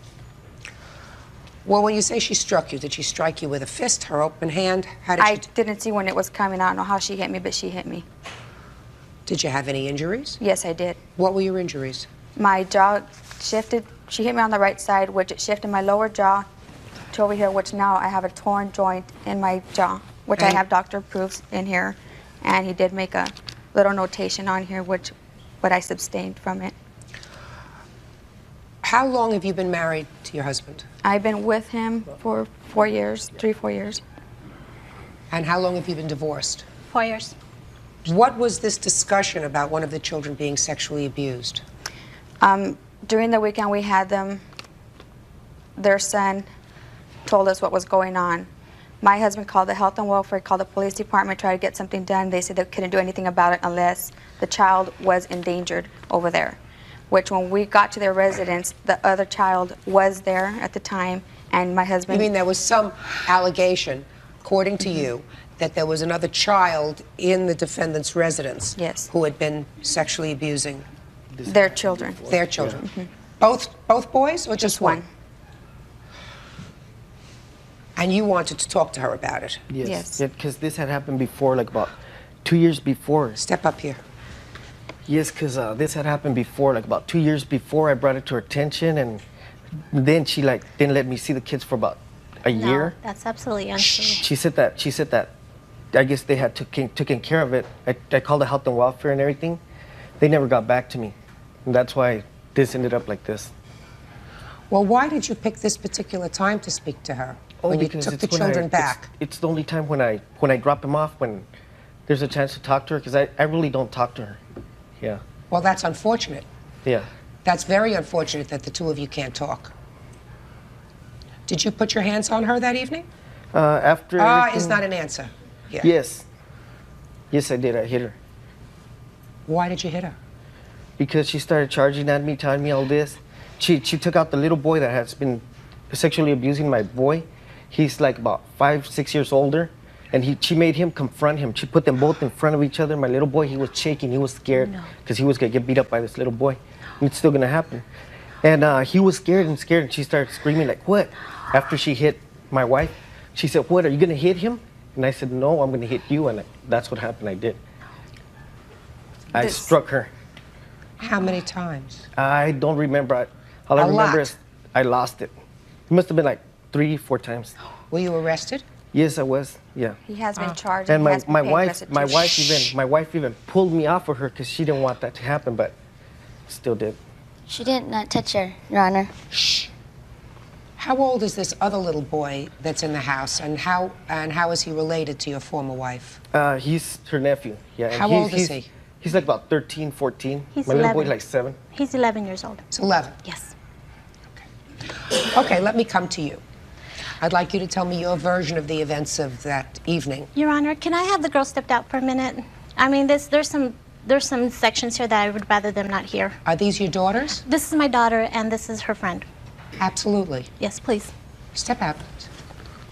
Just for a minute, and because there's some issues that before, and it involves one of my daughters, and I would rather her not be present when I talk about it. I divorced Mr. Perez because of violence. Domestic violence. Yes. During the divorce, because it was really hectic for my children, I took them to counseling. And in one of the counseling sessions, my daughter revealed to the counselor that she was being molested by her grandfather, paternal grandfather. Paternal? Yes. Grandfather. That was reported to the police and whatnot. Mr. Perez, in turn, countered that and started saying, at this time, my nephew was 7 years old, my son was 6, and my other son was 4. In order to get back at me, he started saying that my 7-year-old was molesting my 6 and my 4-year-old. They called child services. We took all the children in for interviewing. And it was determined that the kids were playing. You show me yours, you show me mine. It was that kind of relationship that, at that time. Now, they come to my house that day and saying that my child had told her child, made a comment to her child. I talked to my little boy about this, and we have taken him to counseling also regarding this. Why did you take him to counseling? Because they've been so traumatized by all this. You have to understand, Your Honor, these people have been torturing me for 4 years. I mean, between taking me to court, I have been to court about 20 times since I divorced. For protection orders, for getting beaten up, for modification of child support, for everything. Okay. Anyway, we were at the house that day. I didn't have any milk, so I had to run to the store. I left my daughter and Veronica in charge. They were there. They came and dropped off the boys, and I wasn't home. I was at the store getting milk, and then I wasn't home. So they called the police on me again, because they called the police on me for everything, saying that the kids were unattended. So let me understand this. You dropped the children off, and then you called the police. Judge Judy continues in a moment. They didn't ask to be born. You made them. And your primary responsibility is supposed to see to it that they have happy childhoods. Real cases, real people. Judge Judy. Diana Perez is being sued by her ex-husband's new wife, 22-year-old Christina Perez. Christina charges that Diana hit her in the jaw, causing serious injury. But Diana says she was only defending herself. You dropped the children off, and then you called the police. No, we didn't drop the children off at that time with the girls. My husband wanted to talk to her regarding their children. So you kept the children in the car? Yes, we went to the police department. Mr. Perez, so you didn't drop the children off? No. You put the children back in the car, or they remained in the car? Yes. And you drove directly to the police station? Yes. And what did you tell the police? I just told them that she's not there, because she always does this. I'm supposed to drop them off at 7. It was Just already a like second. 12 o'clock. Just a second. What did you tell the police? I didn't ask your whole history. Okay, I just told them that basically that's it. That I went to drop them off. I already went like about 4 times. She's not there.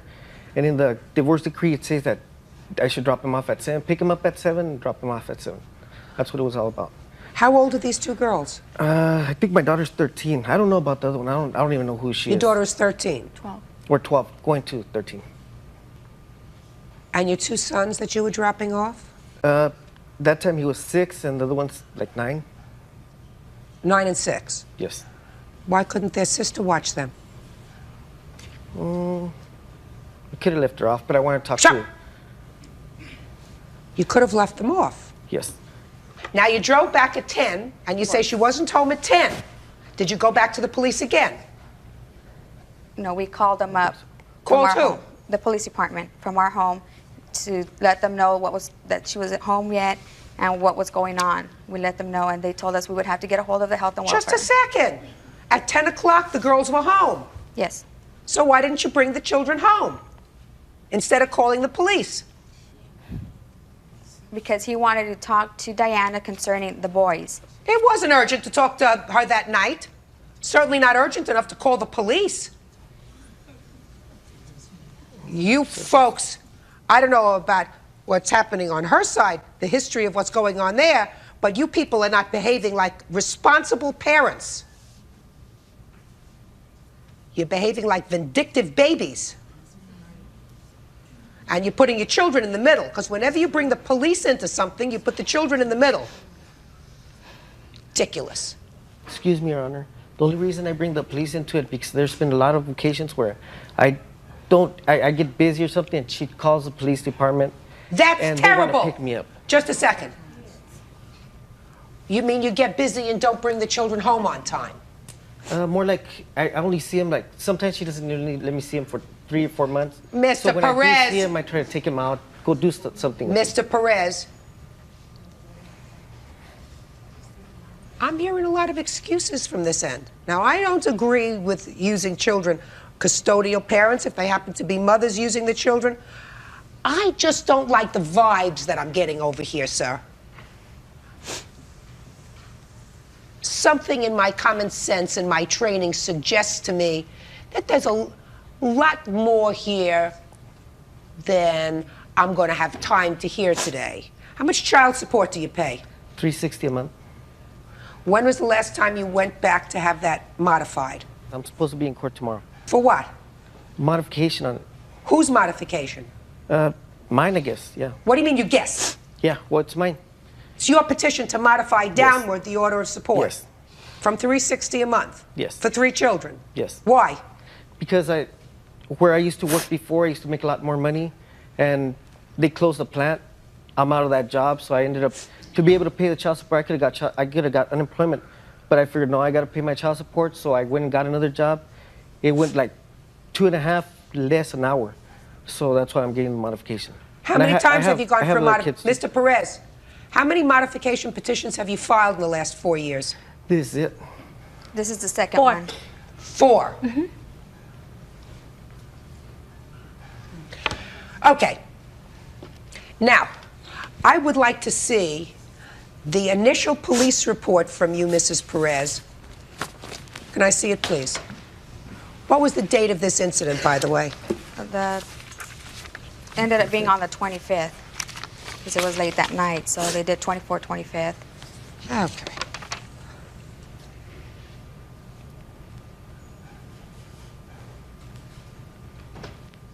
Now let me see the medical bill, please. These are...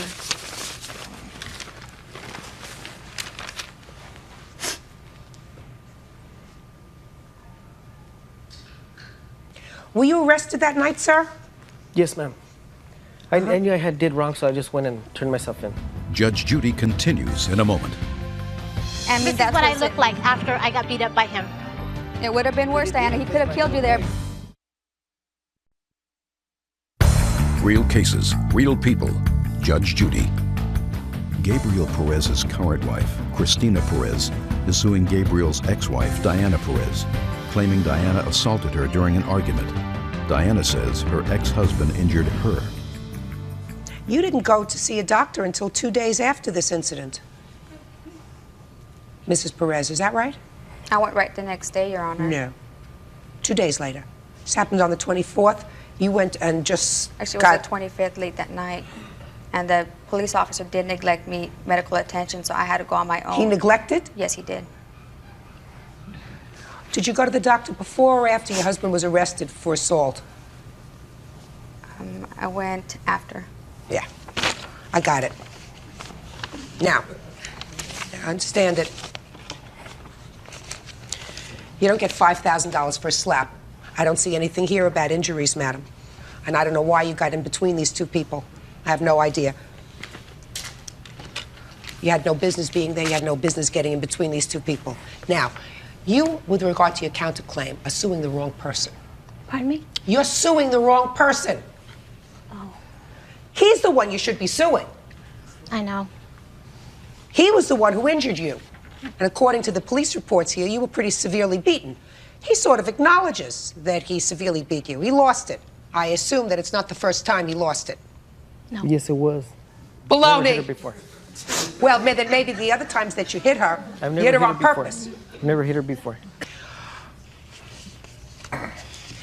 You two people present a very sad commentary on what happens when people separate. You are remarried, you have a new wife. You have any new children with your new wife? Yes, I do. How many children? 2. 2. Do you work? Yes, I do. So you work inside the house or outside Inside the house. In the house. What do you do? I have a child daycare, which I am licensed to have one. Fine. I Well, went to that's school good. for it. That's good. All right, because I assume you know he has prior financial obligations to the 3 children that he had before Yes, he Your made Honor, more I've children. been divorced before. I know how it goes. I was dealing with her before with the child custody of the kids so they could visit their father. I would talk for both of them. Well, that's a big Yes, mistake. it is a big mistake. Big which mistake. I tried to get them to do especially it. when, Mrs. Perez, it's a big mistake, especially when a portion of your husband's salary is going to support his other 3 children. And there's not a lot of money to go around, so that makes you a little bit irritated. I know he has obligations, which Well, is okay with me, because $360 a month is not even hardly enough to support It the sure children. isn't, especially when he's going to have it reduced. $360 for 3 children a month doesn't keep a cocker spaniel in puppy chow. Certainly not 3 growing children. So, I don't believe she injured you, madam. I don't believe that this slap, which you refer to as a slap, caused you any injury whatsoever. Let me tell you what I think. Judge Judy is ready to rule. What I think is that you got very nervous when your husband lost it and was arrested for assaulting her because he assaulted her and you know he injured her. Yes, I because, know that's right. Because, I tried to because prevent according it. to these reports, there was blood all over the place. According to the reports by the police, there was blood all over the place.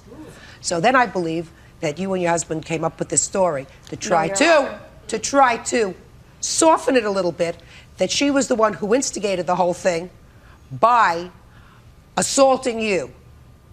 Now, you are not denied assistance by the police. There were no visible signs of any injury on you when the police arrived. None whatsoever. Your case is dismissed. You, on the other hand, madam, are suing the wrong person civilly. He's the one you ought to be suing. I suggest that you do it so that you can get damages from him, so the next time he loses his temper, he'll know what's going to cost him. Yes, ma'am. As far as your children are concerned, you got to do the right thing with regard to your children. If he has a legitimate concern with regard to what's going on in your house with a now 12 or 13-year-old, you have to take that very seriously. Yes, I do. And you have to stop thinking that it's just in retaliation. If it's true that when he confronted you with this allegation, you put both boys together, very bad thing to do. I You can have do to be that. protective of your own child. Yes, definitely. And make sure that this is not going on in your home, because very Definitely. often parents are the last to know. Definitely. You have to stop abusing the system, sir. Abusing the police system, abusing the child welfare system, in order to gain an upper hand in whatever kind of proceedings you have, whether they be support proceedings, whether they be visitation proceedings, whether they be custody proceedings. And the 2 of you have to recognize that together you made 3 children. The 3 children are the innocents. They didn't ask to be born. You made them. And your primary responsibility is supposed to see to it that they have happy childhoods. And right now, you're not doing that. That's all. Parties are excused. You may step out. Judge Judy continues in a moment. Judge, it's number 220 on the calendar in the matter of Coleman versus Smith. Parties have been sworn in, Judge. You may be seated. All right, Miss Coleman, you say that Mr. Smith stole your car. Yes. He said he borrowed it with your permission. In any event, the car, something happened to it, it was damaged. You want to get paid? Yes. So first, let's start on the 27th of June, which is when this whole thing came down, I understand. He took the keys from your house. Yes. Tell me how that happened. I had got home from work early this day, and the maintenance man, name is Derek, asked me if I could run him and Mr. Smith up to cash their check. He was a neighbor of yours? Yes, he's a neighbor. And so I did this and came back home, and I knew I was going out that evening, so I came in to change, to get ready. So while I was in the house changing, Mr. Smith rang my bell. I asked who it was, and it was him. He responded, so I went to the door and let him in. So we were down there talking, and I noticed that I have a countertop in my living room that the keys were laying there. So I went back upstairs and told him that I was getting ready to go out that evening, and I left him downstairs. So anyway, as I got ready to come back down to leave, I noticed that my keys weren't on the counter anymore. So I figured, well, maybe I took them back upstairs. And I went back upstairs, and I didn't see the keys up there either. And I checked all in my pocketbook, and I couldn't find my keys. Didn't find the keys? So did you call the police? I called the police that evening because I waited to see maybe he would bring the car back. So I waited and waited, and I did finally call the police and report the car stolen that evening. Now, that was June 27th? June 27th. When did you get the car back? My niece found the car June 29th, which was a Sunday. And what was the condition of the car when it was found? Trying to move the car wouldn't move. Okay, so it was damaged. So it was damaged. Well, he acknowledges that the car was damaged while you were driving it, sir. Now, why don't you tell me your version of how you got possession of these keys? Ms. Coleman and I, we live 2 doors apart from each other. Had you been friends before this happened? Yes, we were. Yes, we were. We were also seeing each other. No, and we weren't, probably starting what I would call the start of a relationship. What do you mean? She and I had spent time in each other's house a couple of times, having dinner, ice cream, these sort of things. That's nice. I've used the car before, and I've driven a car and brought it back. With her permission? With her permission. I had asked her, could I use the car to make an errand to my mother's house? My mother lives in walking distance, 10 minutes, and driving, it's 2 minutes.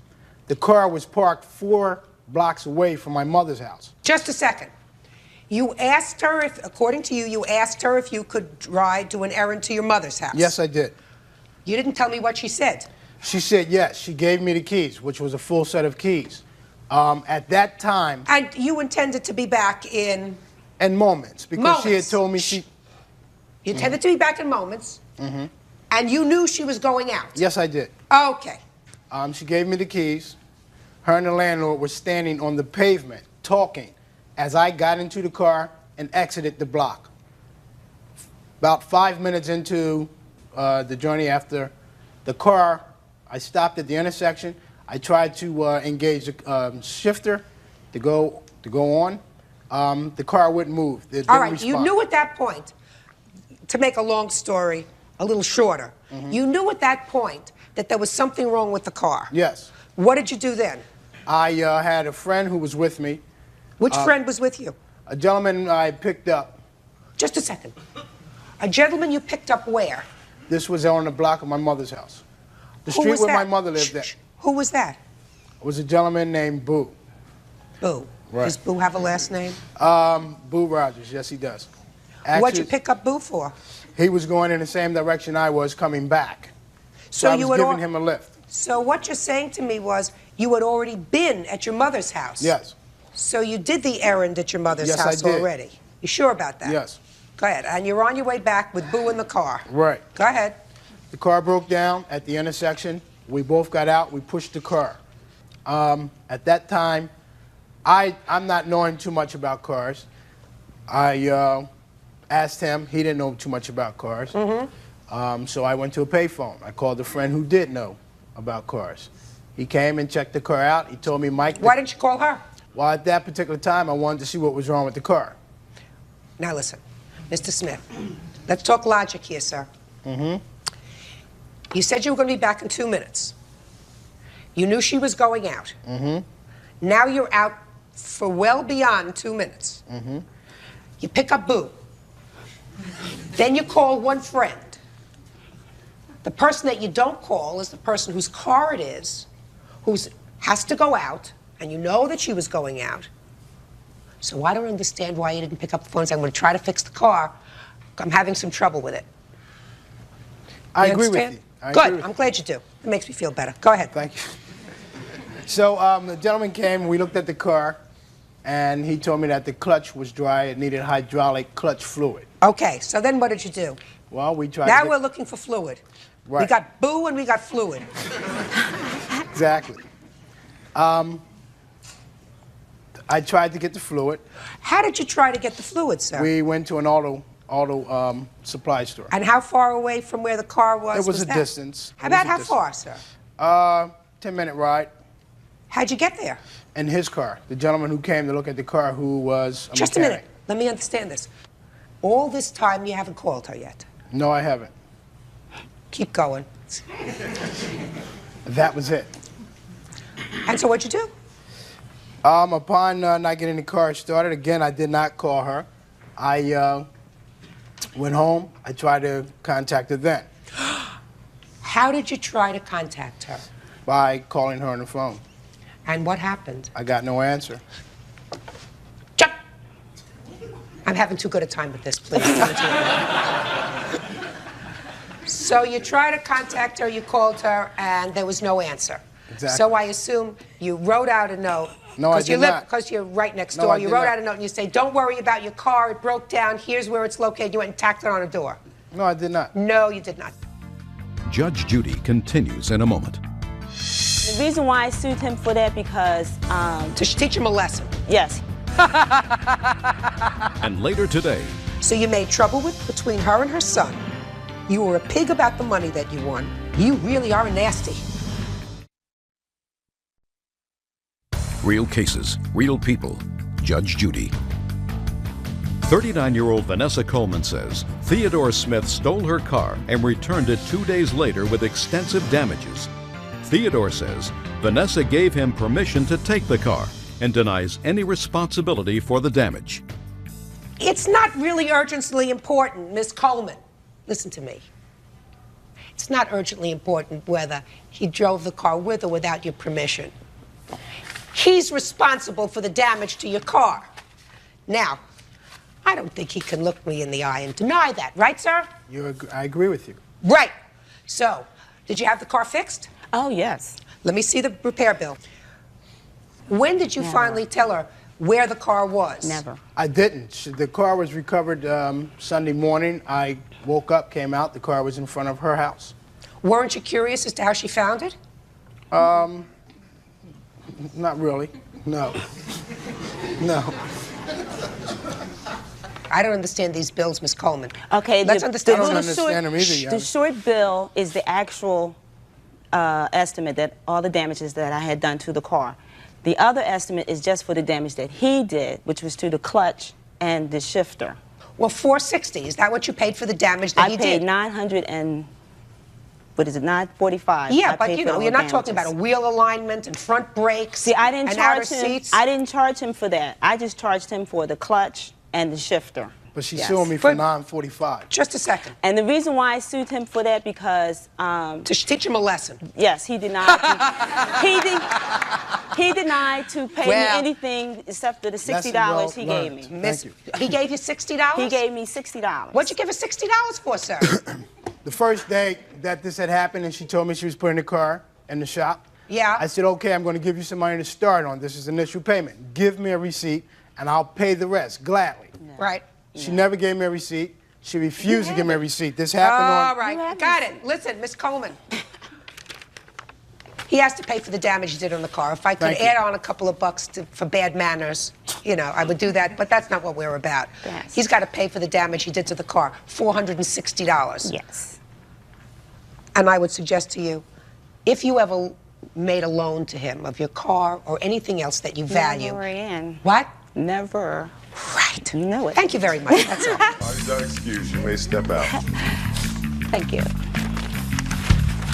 I'll be back to you right. Thank you.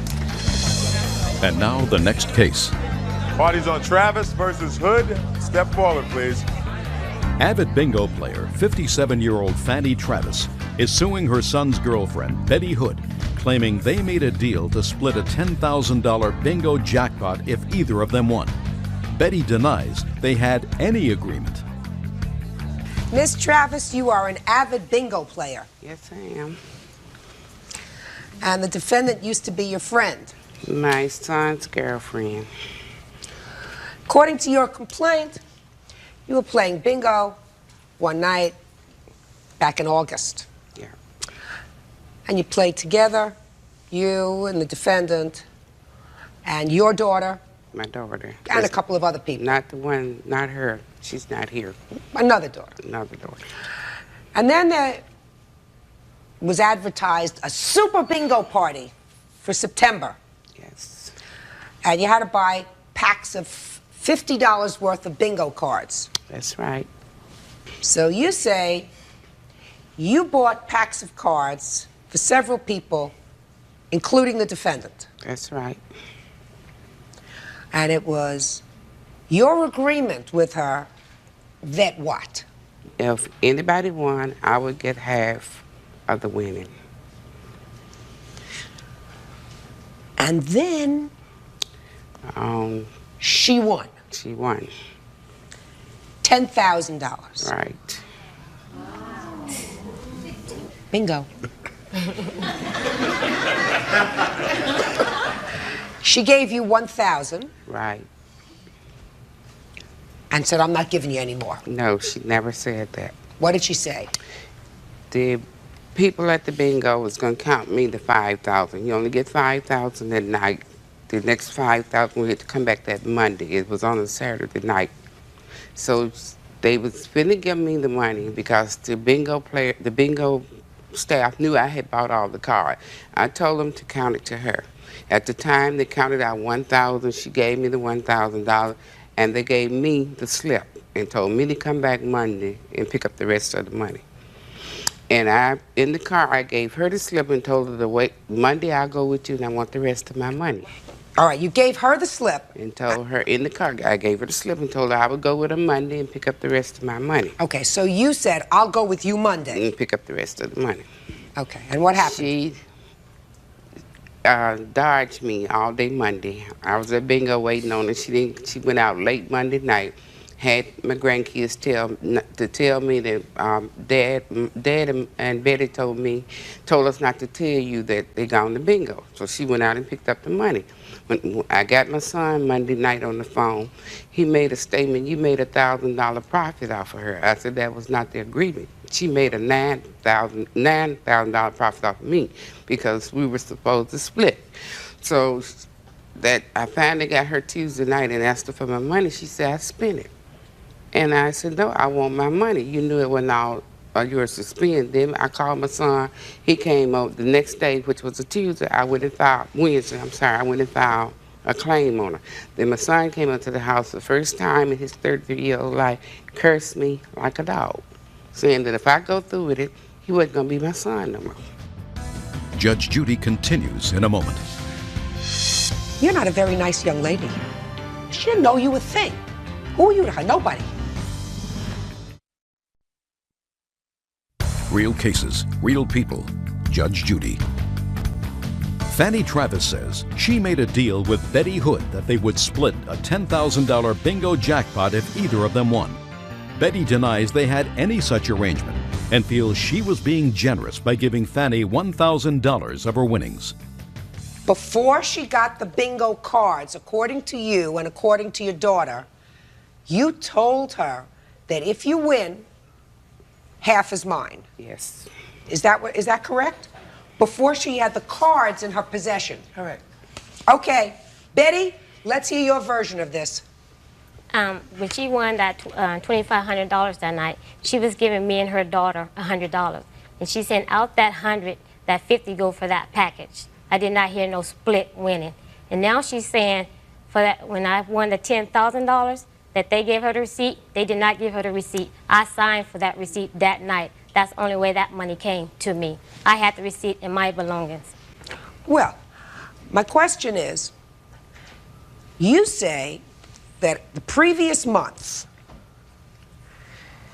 she won some money. Yes. And very generously gave you $100. Only gave you $50 in cash and then bought the other packet for the other $50. Right. Is that what you're saying? Mm-hmm.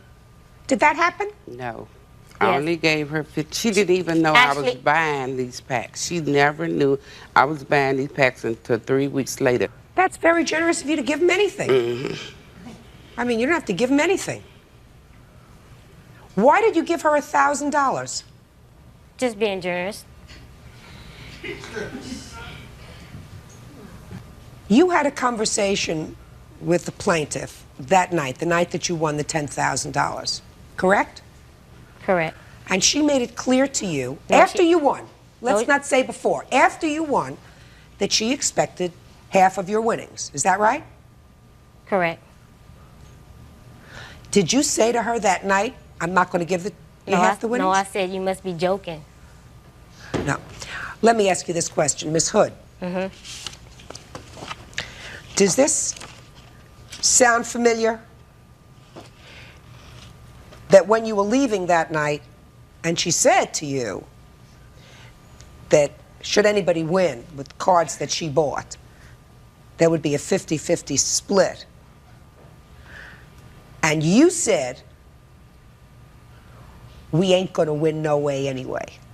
Does that sound familiar to you? I say that all the time. I asked you on that night, did that sound familiar to you? Okay, what was the question again? You said, we ain't gonna win no way anyway. Right. Isn't that what you said? Right. Judge Judy is ready to rule. You're not a very nice young lady, Miss Hood. First of all, you've made trouble between this lady and her son. No, I did not. Oh, sure you did. Oh, sure you did. First of all, just by being there that night, by breathing that night in September, you were coming away $5,000 richer. You didn't make an investment. You didn't buy the cards. You didn't plan the evening. Nothing. She gave it to you. And she was generous to you at other times, too. She didn't owe you a thing, except that you're the mother of at least one of her grandchildren. So she was being nice to you, and I assume she's a generous lady anyway. So you made trouble between her and her son. You were a pig about the money that you won. Absolutely did the wrong thing. And Miss Hood, life has a strange way of coming up and biting you in the back if you do the wrong thing. What you did over money, by destroying this little family, she had a son who she never had a harsh word with. And I assume she did other things. She ever babysit for you? Yes. You had to run to the doctor or something? Had to run someplace else? She took care of your son? Yes? Yes. You really are a nasty. Judgment in this case is for the plaintiff for the amount of $4,000. You already got your $1,000? $4,000. That's all. Party's iced tea. You may step out. Judge, this is case number 283 on the calendar in the matter of Johnson versus McDermott. Thank you, sir. Parties have been sworn in. You may be seated. Have a seat, please. Mr. Johnson, according to your complaint, sir, you and the defendant were dating briefly. She had an accident in the car she was driving. Is the car your car? It was my parents' car. What kind of car was it? It was a Mazda 626. New? No, it was an 83. You got into an accident with the car. According to you, Mr. Johnson, the defendant came to you and she was very upset. Yep, scared of her dad's reaction, didn't know what she'd do. And I said, I know someone who can fix her car.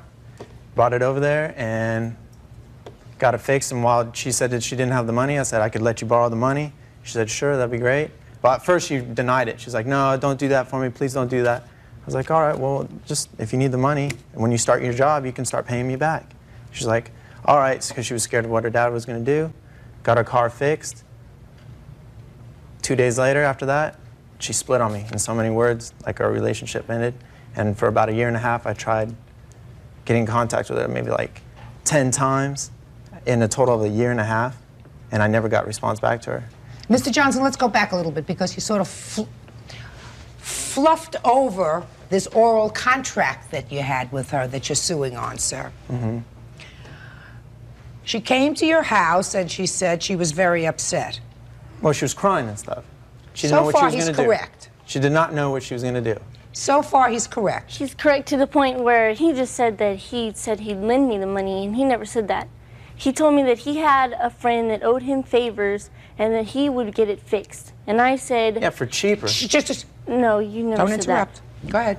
And so I was like, I was really scared. I was in shock. I just got in an accident. And I said, no, because I don't have money to get it fixed. I'm just going to have to tell my dad. And then he didn't want me to get in trouble. So he said, no, no, we'll get it fixed. So we took it to the shop, got it fixed. When you took it to the shop, was there any discussion about $600? Not until he was going to get it fixed, and then the guy said it'll be $600. So there was discussion about $600. Yes. So.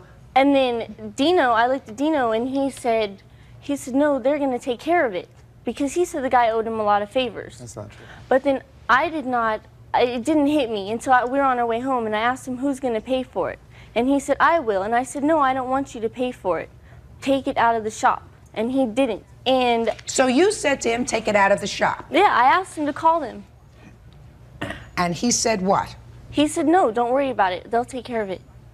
So you didn't say to him, take me right back to the shop and let's get it out of the shop? I asked him to. I But said, he take didn't. me over there or call them. And he didn't. But then there came a time when you went back and picked up this car. Mm-hmm. Is that right? Yes. A fixed car? Yes. Did you pay for the car, sir? Yes, I did. $600. She was there. Let me see proof of that.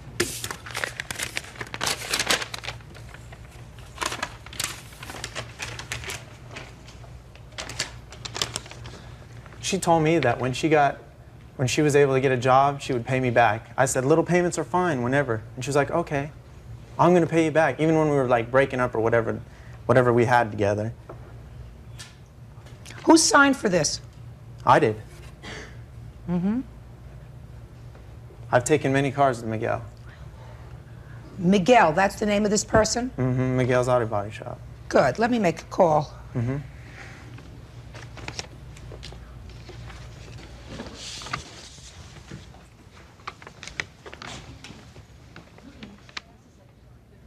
Is this Miguel? Miguel, this is Judge Judy Sheindlin. Do you know who I am? Well, I'm a judge who is hearing a case that has something to do with your auto body shop. And I have a couple of questions to ask you. Do you have a moment for me? Good. Do you know someone by the name of Dino Johnson? Yes. He says he's brought many customers to your shop. And this has to do with a car that was brought to you, a 1983 Mazda in 1995. He says he came in with a young woman who had been in an accident with her car. Yes? Well, could you tell me what you remember about that, sir?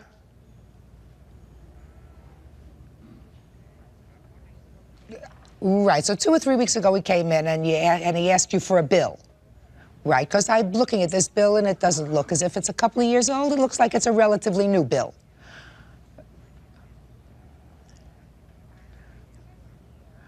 And it says here, sir, there's something that's circled and it said that you were paid in cash. So how did you know it was $600? Is not an answer, Miguel. Okay, Miguel, you've been very cooperative. Thank you very much, sir. Bye-bye. Judge Judy continues in a moment. He said, well, I don't think my husband would have murdered his daughter. And I said, I would have been able to handle that. And later today, You know, you got to remember what you write down, Mr. Barth. Gotcha. Always comes back to bite you in the behind. real cases, real people. Judge Judy. Dean Johnson is suing his former girlfriend Nicole McDermott because he gave her money to fix her car and she never repaid him. Nicole says Dean is angry because she broke up with him and started dating his friend. Now, Mr. Johnson, one of the reasons I went to make a phone call is this didn't look like something you had had around for 2.5 years. So Miguel seemed to know all about this lawsuit. I figured maybe he has no business because 2.5 years go by. Boy, he remembered everything, like she was your girlfriend and then broke up with you, and he knew the whole story. That led me to believe that you had been there more recently. Yeah, because my mechanic is right next door. No, because you needed a new bill. Yeah, and I got a new bill, and she was there when I paid for it. Now, just a second. You got a I'm new just telling bill. you. Shh. You got a new bill. This he gave you a couple of weeks ago. This was not the original bill. He has no invoice with regard to it because I asked him how come. He remembered that it was $600. He said, well, he remembers that it was $600. He had no invoice because he wrote paid cash, which means that he didn't write it down anywhere else. Exactly. Well, I have no doubt that $600 was in fact paid because according to Miguel, who I believe, who was very honest with me on the phone, he said that the original estimate was much more, about $850, but because he was referred by a friend and had done a lot of work there, he said he would do it for less. I have another couple of questions for you, Miss McDermott. You say you rear-ended this car and you had hundreds of dollars worth of damage on your car. What happened to the other car? The other car, it was a Ford Explorer. There was only a small scratch, and it was a rental car, so they didn't care. So he didn't care? No, so nothing happened to it. Did you ultimately tell your father about this? Yes, I did. When? I told him approximately, he found out, and then I told him about 2 months after it happened. Are you working? Yes. You have to pay for this. It's reasonable, right? He was being a nice guy. See, he told me I didn't have to worry about paying him back. And he even told my mother that on the telephone, that I don't have to worry about it. And she asked him, what happens if she breaks up with you? And she... And oh, well, let said, me, just don't tell me. Let her tell me. You're her mother. Yes, Your I last learned name about is? it, McDermott. Yes. I learned about the accident approximately 2 days after the accident. The car was already in the shop. It was almost repaired, and they were ready to pick it up. I had spoke to Dino about it. I said, Dino, we don't have the money to pay you for the car. My husband, one of the reasons why we hadn't told my husband, he had had 7 surgeries in the last 4 years. He was having a very hard time with his health, and I didn't want to tell him. I kept things from him because I didn't want to disturb his health anymore. Good idea. But I told Dino, I said, Dino, why did you fix her car? I says, why didn't you call me? I told Nikki, why didn't you call me? I'm your parent. It's up to me to decide what's going to happen. He says, well, she couldn't have driven it that way and her father would have gotten really mad. I says, well, he said her father would have killed her. I says, well, I don't think my husband would have murdered his daughter. And I said, I would have been able to handle that. I said, she would have either, one, had to have driven the car like it was, if it was drivable. I never saw it. I said, or found alternate transportation. He says, don't worry about it. She doesn't have to pay me back. And it was like a done She deal. didn't have to pay me back right away. It as soon as wasn't- she got a job, because she wasn't working at the time. I said, even $20, Miss McDermott. $10 here and Miss there, that'd be McDermott, fine. listen to me. You have to teach your daughter responsibility. How old is she? She'll be 20. And so this happened 2.5 years ago, so she wasn't quite 18, correct? Right. Well, then you have to teach her responsibility. I can understand that. 17 years old, still a baby, they do a lot of stupid things. But she was in an accident with the car. And if you're in an accident, you have to bear responsibility for taking care of it. I can understand her boyfriend at that time saying, listen, don't worry about it, you're not working, you know, I don't want you to get in trouble with your father, I will help you out. But then within a relatively short period of time, they weren't a couple anymore. Don't you think it's the responsible thing for your daughter to do? To pay her debts? Don't you think so? Sure it is. Now, but you have another problem, Mr. Johnson. Judge Judy will continue in a moment. And later today, My grandmother used to say, beauty fades, dumb is forever. real cases, real people. Judge Judy. Dean Johnson says his former girlfriend, Nicole McDermott, borrowed money to fix her car and never paid him back. Nicole claims the money was a gift. You have another problem, Mr. Johnson. How old are you, sir? 21. So you were over 18 when you made this arrangement with Miss McDermott, Yes. and she was under 18. Mm-hmm. Is that right? I believe so. I wasn't exactly sure of her age. How old were you? I was. I think she just turned 18. I just turned 18. You did just turn 18. Are you lucky? Because if she were under 18, she couldn't make a contract with you, even a verbal one. You understand that? I do now. She can't be bound by it. She can't be sued on it. But if she were it was over 18, then she has reached her majority. Miss McDermott, you have to take care of your bills. You drive a car, there are expenses. You have an accident, you have to pay for them. That's why I didn't want him to fix my car. But he fixed it, madam. And you're over 18, and you were sitting in the car, and nobody said you had to leave the car there. It was drivable. You could have said, forget it. I don't have the money. I'm going to deal with my father. You didn't do that. Don't take advantage of a situation. How much after this did you two break up? Like, it was about a week. About a week? Maybe even less than that. That's a like very 3 expensive days. week. He didn't even want the money back. All right. Miss McDermott, you can't get along on your good looks forever, madam. You know? After a while, the looks go. And you have other things that you have to rely on, and that is your good name and integrity and responsibility and all those good things.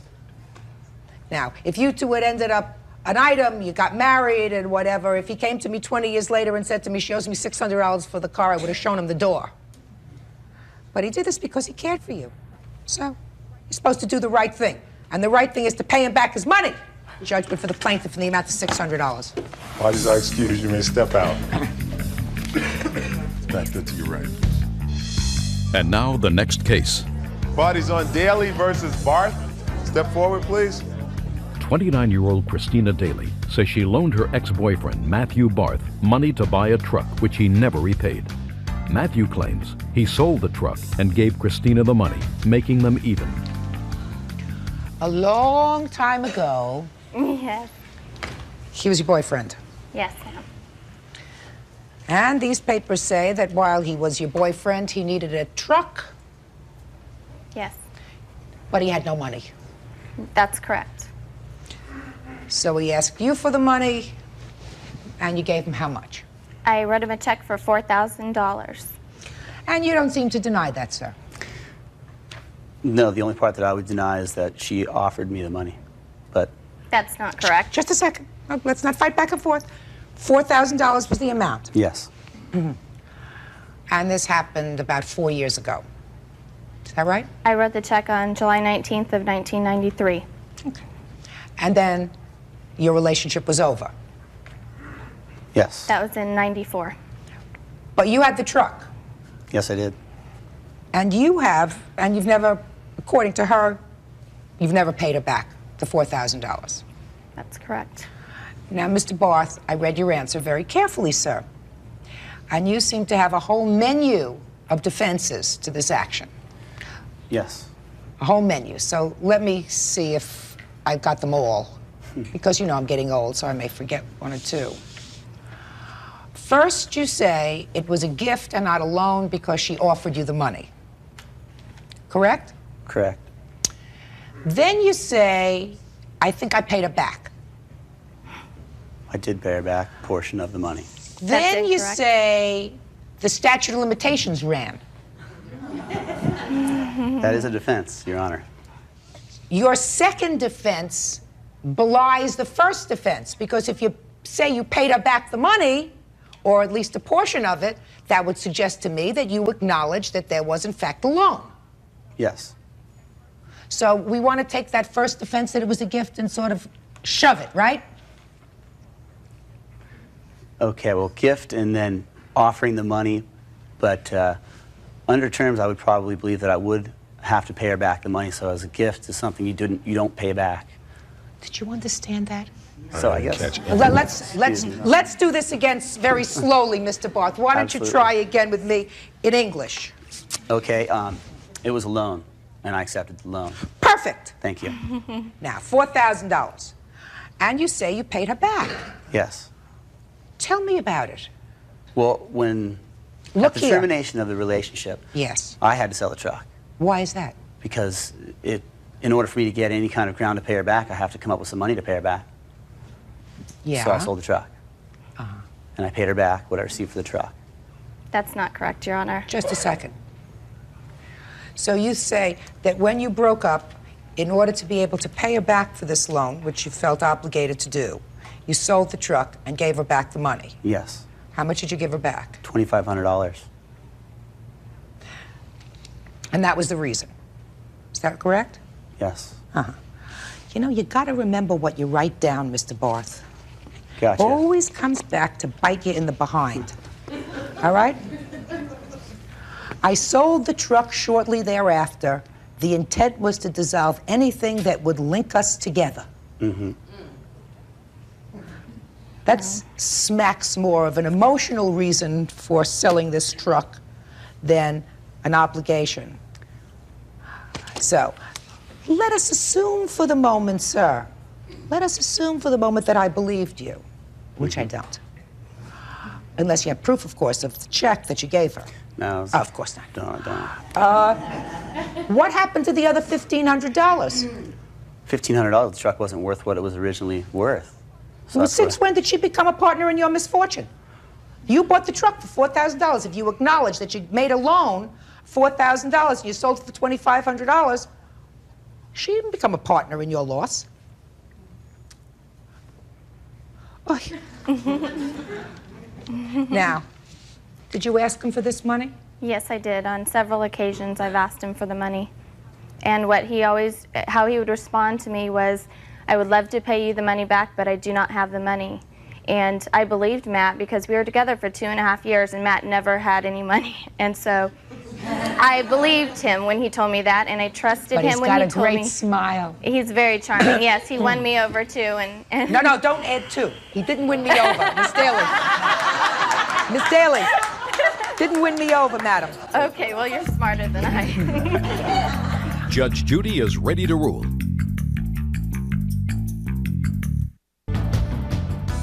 Mr. Barth, Yes, Your Honor. you owe her $4,000. And I leave you with this one thought. You're not going to be gorgeous forever, sir. Eventually, you're going to have to rely on people respecting you, trusting you, feeling as if you're reliable and responsible, because there are a lot of pretty faces out there. Right? My grandmother used to say, beauty fades, dumb is forever. Judgment in this case is for the plaintiff in the amount of $4,000. That's all. Parties are excused. You may step out. Judge Judy will continue in a moment. And on the... Who are you, sir?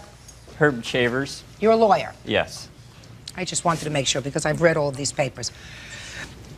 This is your father. Yes. Your mother? Yes.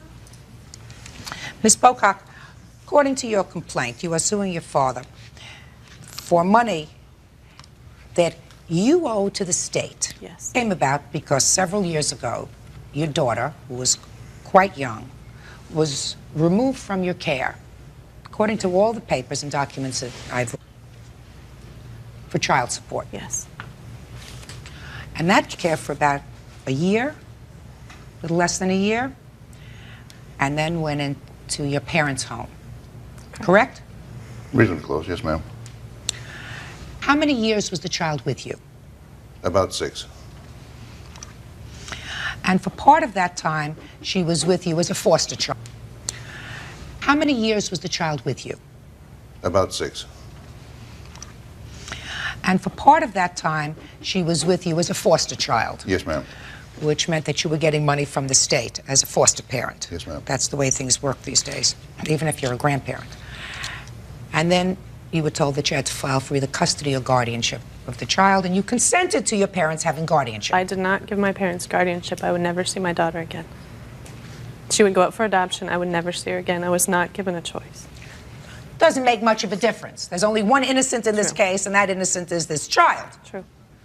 I mean, you made certain choices. You were told that She would be removed permanently if you let her have any contact with this man. And according to the papers that I read, you let her speak to him on the phone. She was just a little girl, and then you moved back in with him because you had some financial problems. That's not true. Well, according That's not true. Well, according to the papers that I've read, Miss Bocock, your little girl was assaulted by this man. She was taken to the hospital. Bruises were noted. You were told at the time that the man had to be out of the house before you could get your daughter back. Correct? That's correct. To make a long story short, the child was with you, and there was a period of time when you had guardianship of the child. Yes, ma'am. After she had lived with you for several years as a foster child, and you began receiving welfare for her. AFDC, yes, ma'am. To the tune of about $2,000. As the rules of the state are, parents are responsible for the support of their children. So the state pursued you for this welfare money. Correct. And you say that there was some sort of an arrangement with your father that he would pay this amount. Yes. He says that there was not, the amount wasn't paid, your driver's license was suspended, and your credit ruined. Yes. So why don't you tell me about the arrangement with your father? On June 15th, at the last guardianship hearing, look at me. He knew that I had received the summons. I was being sued by the state for the welfare money, for the $2,392. He pulled me aside just before the last hearing and said, I will take care of this matter. I know you can't pay for it. I will take care of it. My lawyer at the time was standing right next to me. I'm a student. I'm a mom. I'm struggling. It's very difficult. It's not that I don't want to pay it back, but he promised to take care of it for me as a pledge. I'm nearly completion of my 2-year degree in biology, so I'm very close now, but it's very difficult. I'm financially very strained right now. So you want to pay the money back because it's your loan. Right. It's your debt. Right, but he promised to take care. Let me hear your side of this, sir. Well, ma'am, at no time have I ever said to anyone that I would pay this money either to her or for her. I did have a conversation after one of the guardianship hearings with her lawyer, Mr. Chavers, in which I asked him if he could get me information, a name of the district attorney and the phone number to talk to the person, because if you try and call in the district attorney's office, you get the royal runaround unless you have a case number. Because I had some things I want to discuss with him. What I didn't tell him at the... Were you taking the money from the state because you needed it for your granddaughter, sir? No. We could have supported her without it. In fact, most of the period of the guardianship, we didn't even know that we were eligible to receive it. It was a previous caseworker that said that we could receive that money, and in fact, it went for her daycare. So how long did you have her in your custody without receiving any support? I would say in the... Step up, sir. Your Honor, if Yes. I may, at any time during this whole guardianship issue, they knew that they could return my daughter to me with no strings attached. They Well, could Ms. return Bocock, her. I don't believe that that's absolutely true. I was absolutely willing to pay every cent to take care of her. I've never had a problem with that. But he promised to pay this amount. He said that he... A problem. Let me tell you what they are, madam. Judge Judy continues in a moment. My parents are lying, selfish people. I wanted him to honor his word this one time. Real cases, real people. Judge Judy. Sandra Bocock is suing her father Bob for money owed to the state for child care of her 9-year-old daughter Jessica. Bob and his wife Barbara claim they looked after the little girl for 6 years and aren't responsible for the money. If you wanted your daughter back, and you say there was no impediment to you getting your daughter back, and you were no stranger to the family court, I'm not talking about a parakeet. I understand. We're talking about a child. I understand. You understand that the child was removed from your care for cause by the family court, and the cause was neglect, because they only place children in foster care unless you voluntarily... America, sir, they do not remove children from parents without cause. Is that a fair statement? Let me say this, that I've been involved in several cases where the issue of cause was at best in question, never substantiated. That's why you're not the judge. That's why if the judge determines there's cause, a lawyer doesn't second guess them. I don't care what your view of the evidence was. The state cannot remove a child from a parent unless the parent voluntarily places that child or there is cause. So don't give me a lot of baloney. I've been in this business much longer than you have, sir. and that was my specialty. So if it's not yours, it was mine for 25 years. Now, you want to tell me your recollection of the conversation with Mr. Bocock? There were two distinct and different conversations. One occurred in the hallway of the court following the hearing on June 15th.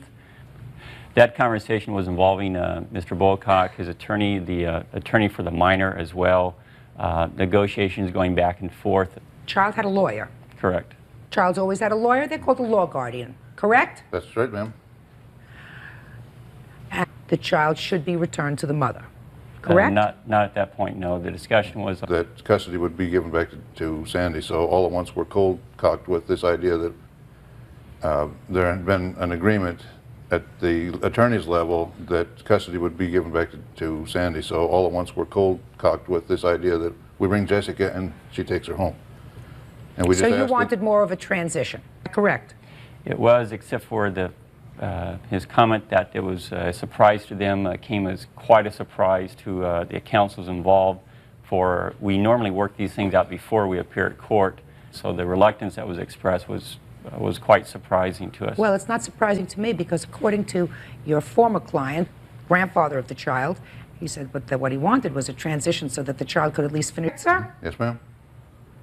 That strikes you as being odd? The grandfather who's had custody of this child for 6 years says, listen, it's June 15th, school is over June 30th. You know, we need 2 weeks, and aside from the fact she's in school. That strike you as being peculiar, sir? In view of the facts of the time, the fact that we've been discussing the transition for about 6 to 8 months before then, yes. It did strike you as being odd. That's odd. Doesn't strike me as being odd to wait 2 weeks until school is over. You have children? Yes, I do. Please, give me a break. All right, so now we're past that. Now we're down to money. Let me hear the conversation about the money. We had been discussing for months the return of the child to the mother. It was obvious that the grandparents, because of the timing that they had applied for the AFDC payments, was already after the time that we had already discussing returning the child to the mother. There's not an issue of financial need on behalf of the grandparents. It was a matter of timing. At the hearing, the grandfather stated that he would handle the AFDC payments. Just a second. What you heard is, I will handle it. The exact verbiage, I'm unsure. What I recall is handle it or words to that effect. Okay, so you're not as sure what the words were. Not Thank the you. You can have a exact seat. word. There was another conversation. Give me the other conversation. The other conversation in context. Following the hearing on the 15th, I hand-carried all the court documents from the AFDC payments to Mr. Bocock's attorney the following day, confirmed the fact that Mr. Bocock was willing to handle the AFDC payments. And confirmed with whom? Confirmed to his attorney in the letter that I sent. Just a second. You sent a letter to the attorney.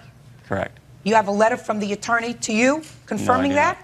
No, I do not have a letter disputing it either. He doesn't have to dispute it. You have a letter you sent to him and say, here, your client says... Received a letter back promptly. I mean, this is of course, sir. You're a lawyer. You know... Based on my extensive dealings with his attorney, had that statement been incorrect, I would have received a letter back promptly. I mean, this is of course, sir. You're a lawyer. You know, you can't rely on that. You sent him a letter. Here, your client said he would take care of this, and he says, what, is he crazy? Takes him and throw in the garbage. You think that he has an obligation to respond to you? He has no legal obligation to respond to you.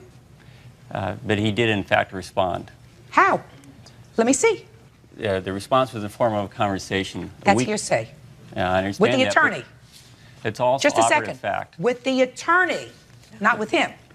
No, I had a conversation with Mr. Bocock. Tell me about your conversation with Mr. Bocock, not a conversation that you had with an attorney. Why did she move away to be with the man who actually is on record of having beat Jessica? I was emotionally abandoned as a child. Of course I'm going to go seeking emotional comfort from somebody else. Real cases, real people. Judge Judy. Sandra Bocock says her father should be responsible to pay the state money owed for childcare of her 9-year-old daughter, Jessica. Bob Bocock says he took care of Jessica for 6 years and should not be held responsible for the money. Tell me about your conversation with Mr. Bocock.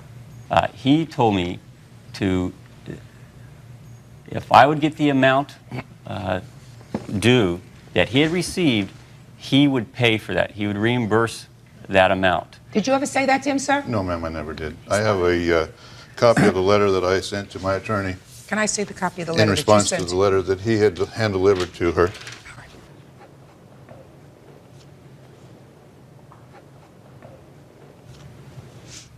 Let me tell you, I saw this letter. Have you seen this letter? No, I've not. Let me show it to you, sir. Evidently, there was some sort of a miscommunication. He said his concern was that they were asking her for more money than the child actually received from AFDC, and that the conversations that he had had with both you and his attorney dealt with the fact that he didn't understand why they were seeking more from his daughter than his granddaughter actually received from the state. All right. Listen to me very carefully, Ms. Bocock. How old are you? 27. You made a baby, right? Yes. You made a baby at a time that you had no right to make a baby. That you weren't prepared to take care of a baby. But for the fact that your parents took your daughter out of foster care and agreed to become foster parents to this child, there is a very strong probability, based on the fact that this child was out of your care, that your social worker was absolutely correct, that the state would have moved in a proceeding to terminate your parental rights and free the child for adoption. There is no question about that. And you are an intelligent young woman. And how long has she been in your care? 2.5 years. So for the first 7 years of her life, you supported her with nothing. I gave her love and emotional support, which is more than they gave her. No. She was in foster care for a year, which means some strangers gave her love and affection. And then she lived with your mother and father, who were up with her during the night, who wiped her nose when she... Your Honor, yes, I did live there for a couple months. I'm not talking about a couple of months, madam. How long did Honor, your daughter live with your parents? I don't remember the exact years. She lived with her for a number of years. But why did I end up pregnant at 17? The emotional and physical abuse in that home is unimaginable. You better stop blaming other... Listen to me. You better stop blaming other people for your life's travails, madam. I'm not. Oh, yes, you are. Your father didn't make you pregnant. There are lots of ways to get away from a bad situation. Having a baby is not one of them. There are other avenues. To make a long story short, what the state is now asking you for is $2,000. And they're saying, over the years, the state of California has probably spent $150,000 in foster care payments and administrative fees for your daughter. We're not seeking to recoup that from you now that you're back on your feet. We're seeking to recoup $2,000 from you. Doesn't sound like a lot if you make a baby. $2,000 over 9 years doesn't keep a child in shoes. Judge Judy continues in a moment. Ms. Bocock, get your act. And you can work out some sort of a system with the state to take care of this $2,000 that you owe them. Your Honor? Yeah. I have paperwork. Last week, I received papers that they were going to garnish my wages. Good! Take my driver's license. Just a second. Good. Okay. They can garnish your wages, and then you know that 10% of your wages are going to go to pay back the obligation. You know that 10% of your wages are going to go to pay back the obligation. Condoning, Mr. Bocock, the fact that you didn't really have a need for the money, and yet you took money from the state to support your grandchild. And I say that because even though the law gives you the right to do that, I always felt as if you didn't have a need for that and this was your blood, you should do it yourself. But between the two of you, you've got to pay for your child. Not him. It's not his obligation. It's your obligation. So, your lawsuit against your father is dismissed. That's all. Parties are excused. You may step out. Judge Judy continues in a moment. And on the next Judge Judy. If she were so concerned about the emotional and physical well-being of her daughter, why did she move 450 miles away to be with her boyfriend who had physically abused her daughter? I was emotionally abandoned as a child. Of course I'm going to go seeking emotional comfort from somebody else. That doesn't take a psychologist. She's still with him. We don't know why. That's all I wanted. Was 351 on the calendar in the matter of Hutchinson versus Glenn. Parties have been sworn in. Judge, you may be seated. You're suing the defendant because you say he assaulted you. Yes, Your Honor. And injured you badly. Yes. So let me try to put this in perspective. You and the defendant dated in 1992. Yes. And not since. Right. And this assault happened in what year? 1997. Just this past summer, in July. What were you doing near him in 1997? Well, first of all, I wasn't near him. I was walking home from the store, and he came up behind me and viciously attacked me. Your Honor, I have pictures of my injuries. You mean for no reason out of the blue, he just came up behind you and viciously attacked you? Yes. So tell me how that happened. Well, first of all, we wasn't exactly friends after we broke up. It was a lot of animosity between us, and he told some people that he was going to beat me down like a dog on the street when he saw me, and that's what he did. And now I'll take a look at your pictures.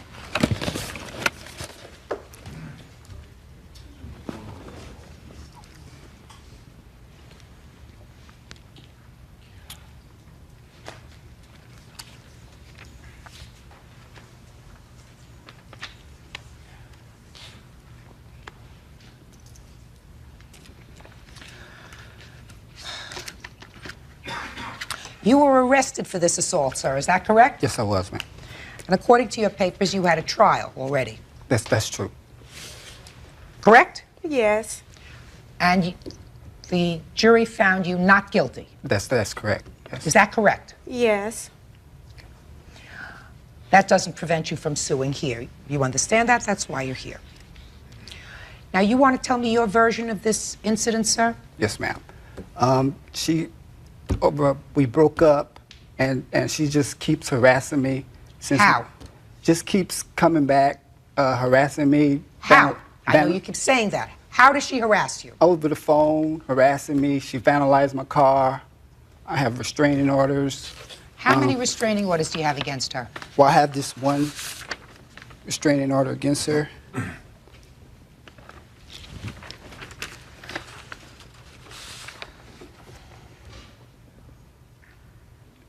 This was in 1995. Correct. She doesn't even think that it's enforceable. She just keeps coming back to me. Well, when you say keeps coming back to you, she comes back to you by phone? Yeah, by phone. You say harassment. Tell me exactly what she was doing, sir. Well, she come back. She called me on the phone all the time, harassing me, cursing me out, cursing whoever answers the phone out. You know, if it's a female or whatever. Stop shaking your head. It's not impressing me. She has like a fatal attraction. I don't know. I can't shake her. So tell me what happened on this particular day, sir. The incident, the day? Yes. The day of the incident, she had been harassing me all day long, harassing my wife. You're married now? Right. I got married, and she had been harassing my wife all day. How? Just calling. You mean on the phone? Well, I don't want you to use the word harassing anymore. I want you to say what she'd been doing. She had been calling on the phone? Calling, harassing me, threatening. Threatening me, you know, threatening my wife with bodily injury, threatening her with if she sees her come outside, she's going to do some damage to her. You know, threatening me with I'm going to get my boyfriend to, you know, beat you up and all this. And so what did you do? So I started to call the police, you know. I called the police all day long, you know. Kept calling the police, they never showed up. If you take a couple of minutes, Your Honor, you will hear it right here on the tape. Tapes to the police? Correct. I'd like to hear them. So I was calling. What can you do about somebody who constantly arrests you, making threats to your wife? And where are they threatening you from? They're threatening from a phone booth, and they've been threatening me. I had a restraining order put against them. And they're still calling you after you have the restraining order already on file? Now she's calling and threatening my wife. Threatening to do what? Threatening to do violence. Just keep calling. I put a block on my phone, going to the phone booth calling, and she vandalized my car. I had that. Did you report that already? Yes, I reported that once, and I'm not sure what I can do because, you know. Is she making death threats? Yeah. Okay. Serious threats, like she's going to do violence. She knows what she looks like. She's going to come through the door and you know, break in, try and get in the house. What's your address? Oh, is it a house or an apartment? Apartment 206. What's your name? My name is Tony Glenn. Glenn with a G, George? Glenn. Okay, we'll be there. Okay. All right. Bye-bye. What's the emergency dispatch, 20? Yes, I was calling. Someone was supposed to come out to my house because I had someone making threats against me and my family. What was the address that you gave? Pearl Street, apartment 206. Okay, is this Tony Glenn? Yes. Okay, what's going on now? Well, the person's still calling, making threats. And the police haven't came. I called about an hour ago. Yeah, we got your call. As soon as we get an officer out there for the report, they'll be out there. All right. Thank you. Oakland Police 22? Yes, I was calling trying to find out. I called the police about 4 hours ago, trying to get someone out to try and deal with this situation. Someone keeps calling, threatening my family. I know the person, but they're just constantly calling and harassing me, and you know they won't stop calling and making threats on people's lives. This is Mr. Glenn? Yes. Okay, I see your call. We'll be there as soon as we have an officer available. You must be very busy, huh? Yes, extremely busy. Okay, because I called like at 4. Yep, we're that busy. All right, turn it off, sir. All right, well. Turn it off, sir. Okay. Now, after you got frustrated because the police didn't arrive, Right. what happened?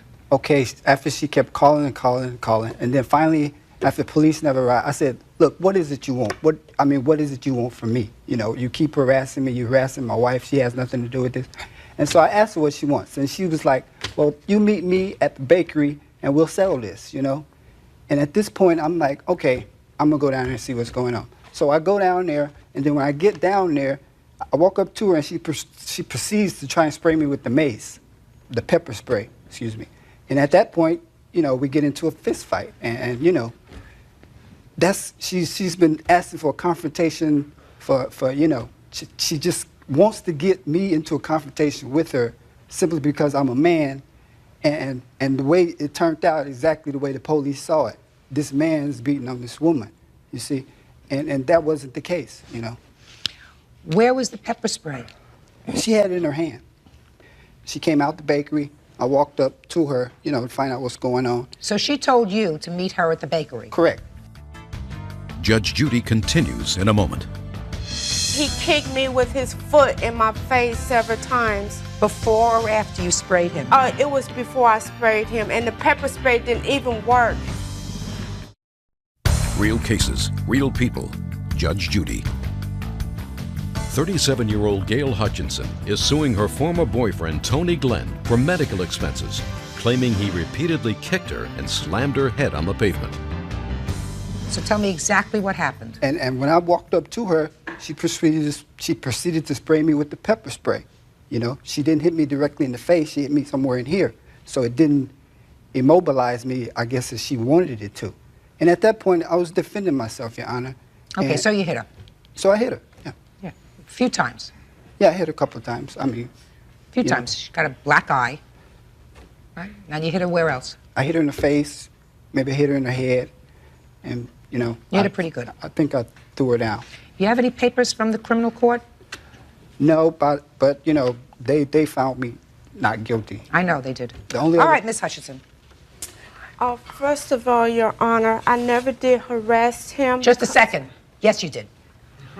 Just a second. Yes, you did. I have to explain something to you. I'm like a truth machine. Now, nobody has cause to put their hands on anybody else, but there's many times. You called this house and spoke to his wife. You called the house many times. You called this house and spoke to his wife. You called the house and spoke to him. Now, you know that, and I know that. Right? Right. All right. Now, Then you did say to him,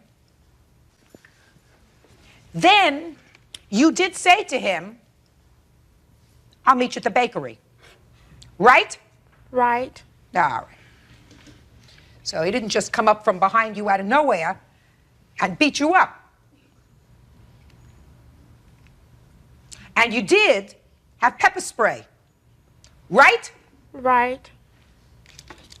Now, Miss Hutchinson, get over him.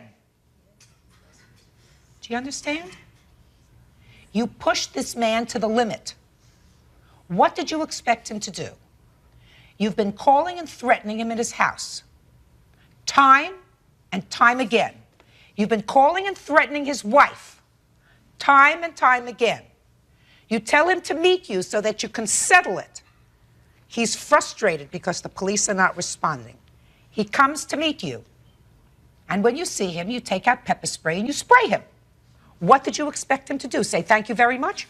Because it wasn't like that. He kicked me. He came from behind me and he pushed me to the ground and he kicked me with his foot in my face several times. Before or after you sprayed him? It was before he sprayed me, before I sprayed him. And the pepper spray didn't even work. That's not true. It didn't work. That's it not didn't true, work. Miss Hutchinson, let me explain something to you. This is why your case was dismissed in the criminal court, because you lied. And when you lie, a fact finder, that's me, or in the criminal court, that was the jury, they don't know what to believe and what not to believe. Do you understand? Yes. So when you tell one lie, I don't know whether the second part of what you're telling me is the truth or a lie. All I know is you say first you told me a story that he came out of nowhere and he assaulted you. And you didn't know why. And you kept shaking your head when you said that, when he was telling you the story about how you were calling and harassing him, you kept shaking your head, no, no, no, that's not true. And it turns out it was true. And you came to that meeting with him that you asked for. So he didn't come out of nowhere. You told him, meet me at the bakery.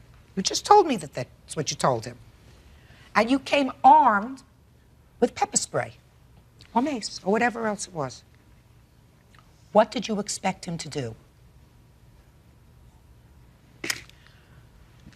He's married. He doesn't want anything to do with you anymore. Leave him alone. Otherwise, you're going to have difficulty with him. He's already had a restraining order against you. I mean, that took time to get. Judge gave him a restraining order against you. You have to leave him alone because you're going to, you know, you can push somebody so far and then they're going to lose it. And then you say, oh, I didn't do anything. But you did.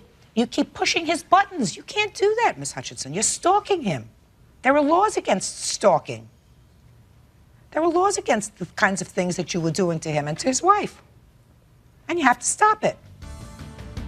Judge Judy continues in a moment. You have to stop putting on an end up. Real cases, real people. Judge Judy. Tony Glenn says his former girlfriend, Gail Hutchinson, was a fatal attraction who harassed him and his new wife. She's suing him for beating her up, but he claims it was in self-defense. Now, Mr. Glenn, that doesn't excuse the fact that you probably overreacted to what happened when you hit her. You understand that. The pepper spray hit you around here. So you weren't, in fact, you understand that. The pepper spray hit you around here. So you weren't, in fact, at risk of your life at the time. You really hit her pretty badly because she's got a black eye and she has some other bruises on her. You went a little overboard. But I don't think you went overboard, sir, out of any maliciousness. I think that you had just had it. You hadn't, I mean, have you seen her pictures? But Your Honor, she was fighting back. It's not like... I'm sure she was fighting back. She was fighting back. Listen to me. I'm sure as calm, as sweet as she stands here now, I'm sure she was fighting back. Yeah. And I'm not going to award her any money. I am going to dismiss this case just as the criminal court dismissed the case because I think in that case the jury was right. You have to stop pushing his buttons, madam, because after a while you push his buttons, you never know where it's going to end up. Do you understand? That's all. This case is dismissed. What's my now listen to countersuit? me. Let me tell you about your countersuit, sir. Listen to me. You're suing her for the expenses of living together in 1992, when you were living together. I read your countersuit. Mr. Glenn, why are you looking at me with a look of incredulity? You say in your answer, listen to me, sir. You say in your answer that you lived together and you paid all the bills in 1992 and she was supposed to pay you rent. We are now in 1997, right? That's correct. Just a second. Did you ever sue her before for the money that she owed you? Well, that you say? But I had to pay it back, though. Mr. Glenn, listen to me carefully, sir. Yes, ma'am. This happened in 1992, right? That's true. Did you ever sue her before? No, I didn't sue her before. Good. Right. Now, you're also requesting money that you had to pay for a lawyer, right? Of course. I mean, and just shh. Where is the bill for the lawyer? Here it is. Let me see it.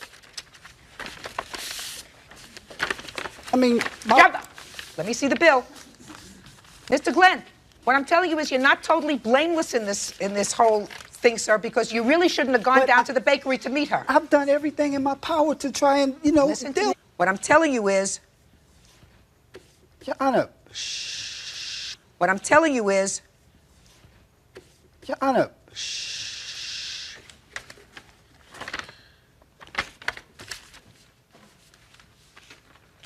What is this? Your Honor, may I say one thing? Just a minute. What's the name of your lawyer, sir? Cornell Solomon. May I say one thing, Your Honor? Yes. My wife just gave birth last night. Right. That amount of money has just totally wiped me out. Just a second. What I'm asking is, first of all, one of these amounts has been changed. No, it has. Oh, yes, it has. No, it has. Shh. Oh, yes, it has. This was a 6 and it was made a 7. I know, or a 7, it was made a 6. I don't know exactly. This was a 6 and it was made a 7. I know, or a 7, it was made a 6. I don't know exactly what it was, but you say that this one is $600? That's correct. All right. How much did you pay the lawyer in total, sir? $2,500. That's a lot of money, Your Honor. Just a second. You paid the lawyer $2,500? Give me his phone number. Give me his phone number. Because I'm not entertaining your lawsuit for this money that you say she owes you from when you were living together 5 years ago. I'm not doing it, Mr. Glenn.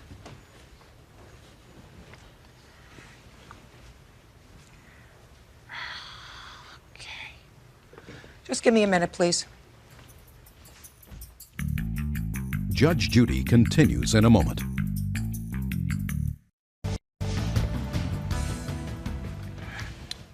Could you return this card to Mr. Glenn, please? Mr. Glenn, first of all, let me tell you, I like your lawyer. And I think that he probably did a very good job for you. You did, in fact, give him an initial retainer of $750. He charged you $500 a day for each day of the trial. You still owe him $750, right? That's true. Okay. But you're going to pay him, aren't you? Of course. I got to. Very good. And I believe, Mr. Glenn, that you are... Do you work, sir? Yes. What kind of work do you do? Janitorial. You live in the apartment where you're the janitor? No. I work at a separate community child care. Okay. How long have you been working for this company? 5 years. How much money do you earn? About $1,400. $1,400 a month. A month? And what about your wife, sir?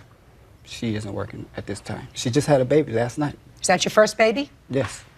Yes. Her first baby? Yes. Boy or a girl? Boy. How big? He was 5 pounds, 13 ounces. Little boy. I'm giving you your legal fees, sir. Appreciate Judgment in this case is on the counterclaim for the defendant, $2,500. Leave him alone. Parties are excused. You may step out. Judge Judy continues in a moment. Judges number 12 on the calendar in the matter of Edwards versus Edwards. Thank you.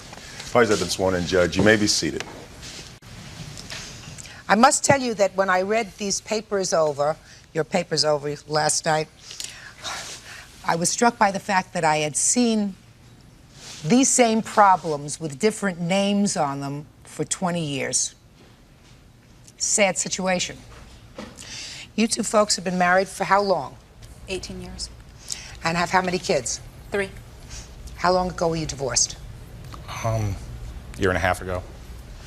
According to your papers, Mr. Edwards, Your youngest child's name is Elizabeth. How old is she? She's 8.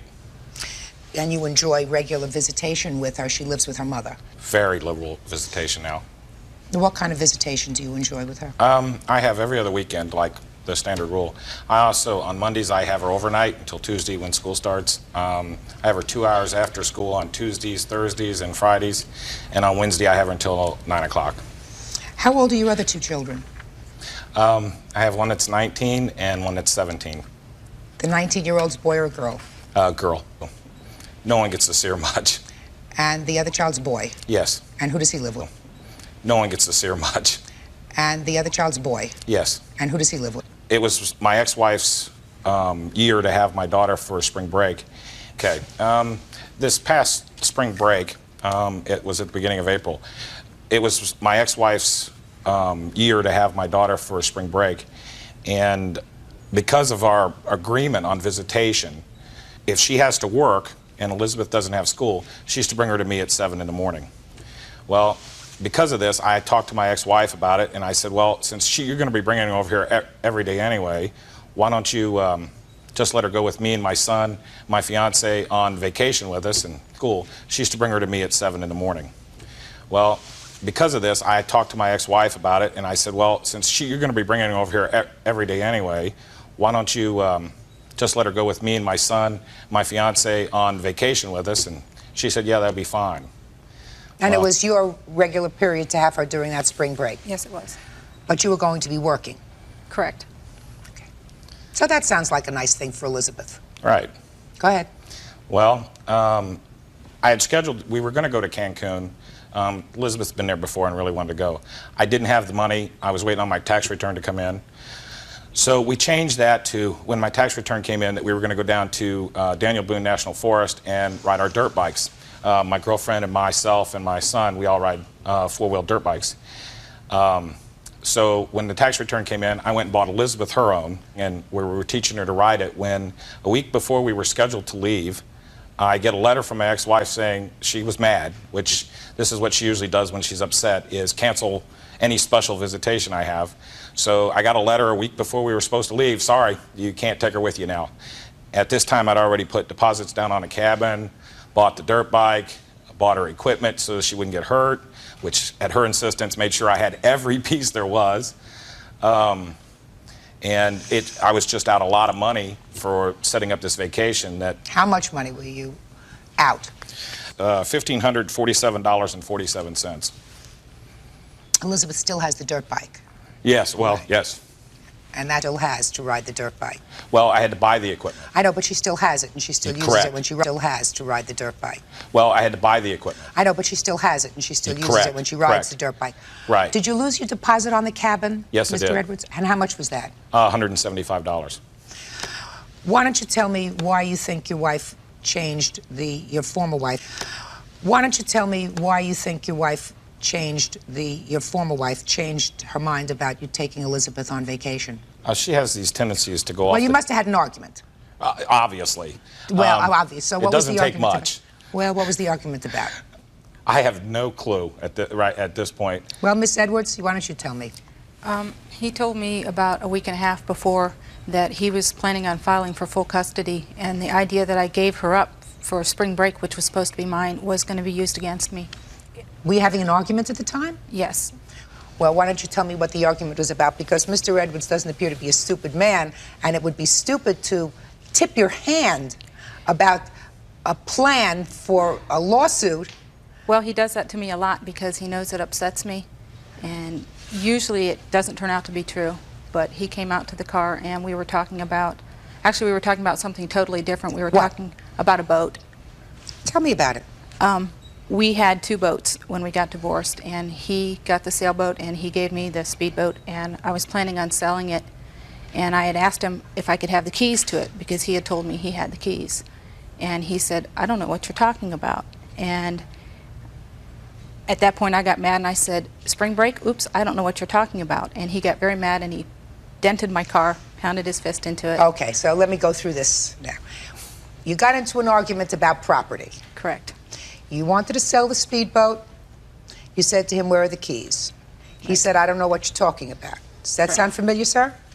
About the keys to the boat? Yeah, that sounds very familiar. And so you retaliated by saying, spring break, whoops, I don't know what you're talking about. And then he retaliated and said, it's too late. You already agreed to spring break. And didn't you know, he said, I was going to use this against you anyways because I'm filing for full custody. So I sent him a letter saying that I had reconsidered spring break and that she was going to stay with me. Don't you both feel foolish? Huh? A little bit. Because ultimately the one who was disappointed because you two people spoke in anger and in haste. Both of you, you too, Miss Edwards. That wasn't a nice thing to say. Whoops, spring break. I don't know what you're talking about. That's true. Judge Judy continues in a moment. Miss Edwards, I don't know what you know about my judicial reputation. Sometimes I'm a screamer. And later today, I think he just buys a lot of extra stuff he doesn't need. Men like toys. Yes, they do. Cars especially. real cases, real people. Judge Judy. Chuck Edwards is suing his ex-wife, Tracy, over money spent on a vacation that included their 8-year-old daughter. According to your papers, Miss Edwards, you went and spoke to your lawyer. Yes, I did. And your lawyer is the one who said to you, you don't have to give him spring break. He said I was under no obligation to give him spring break.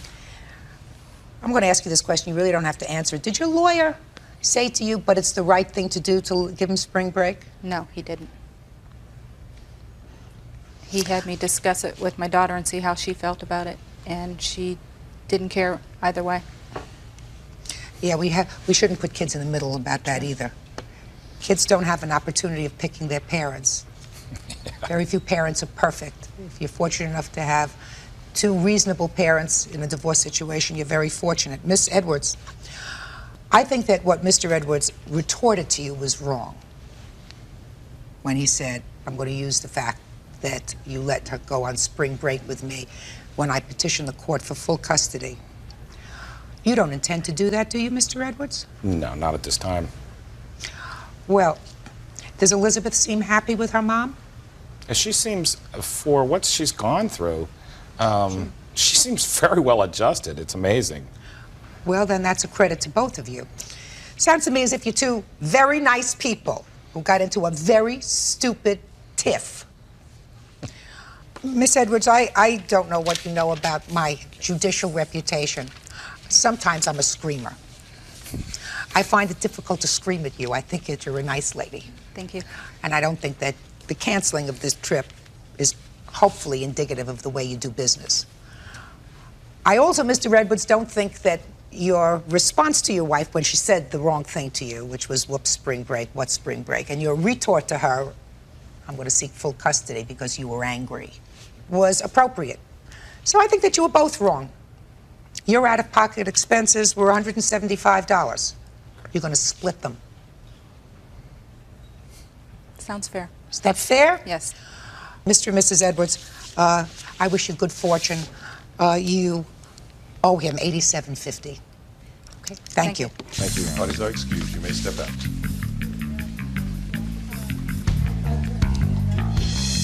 And now the next case. Parties on Ronning versus Alexandrides. Step forward. San Diego college student Susan Ronning says she loaned her boyfriend Jason Alexandrides $1,500 toward a car. Now that they've split, he won't pay her back.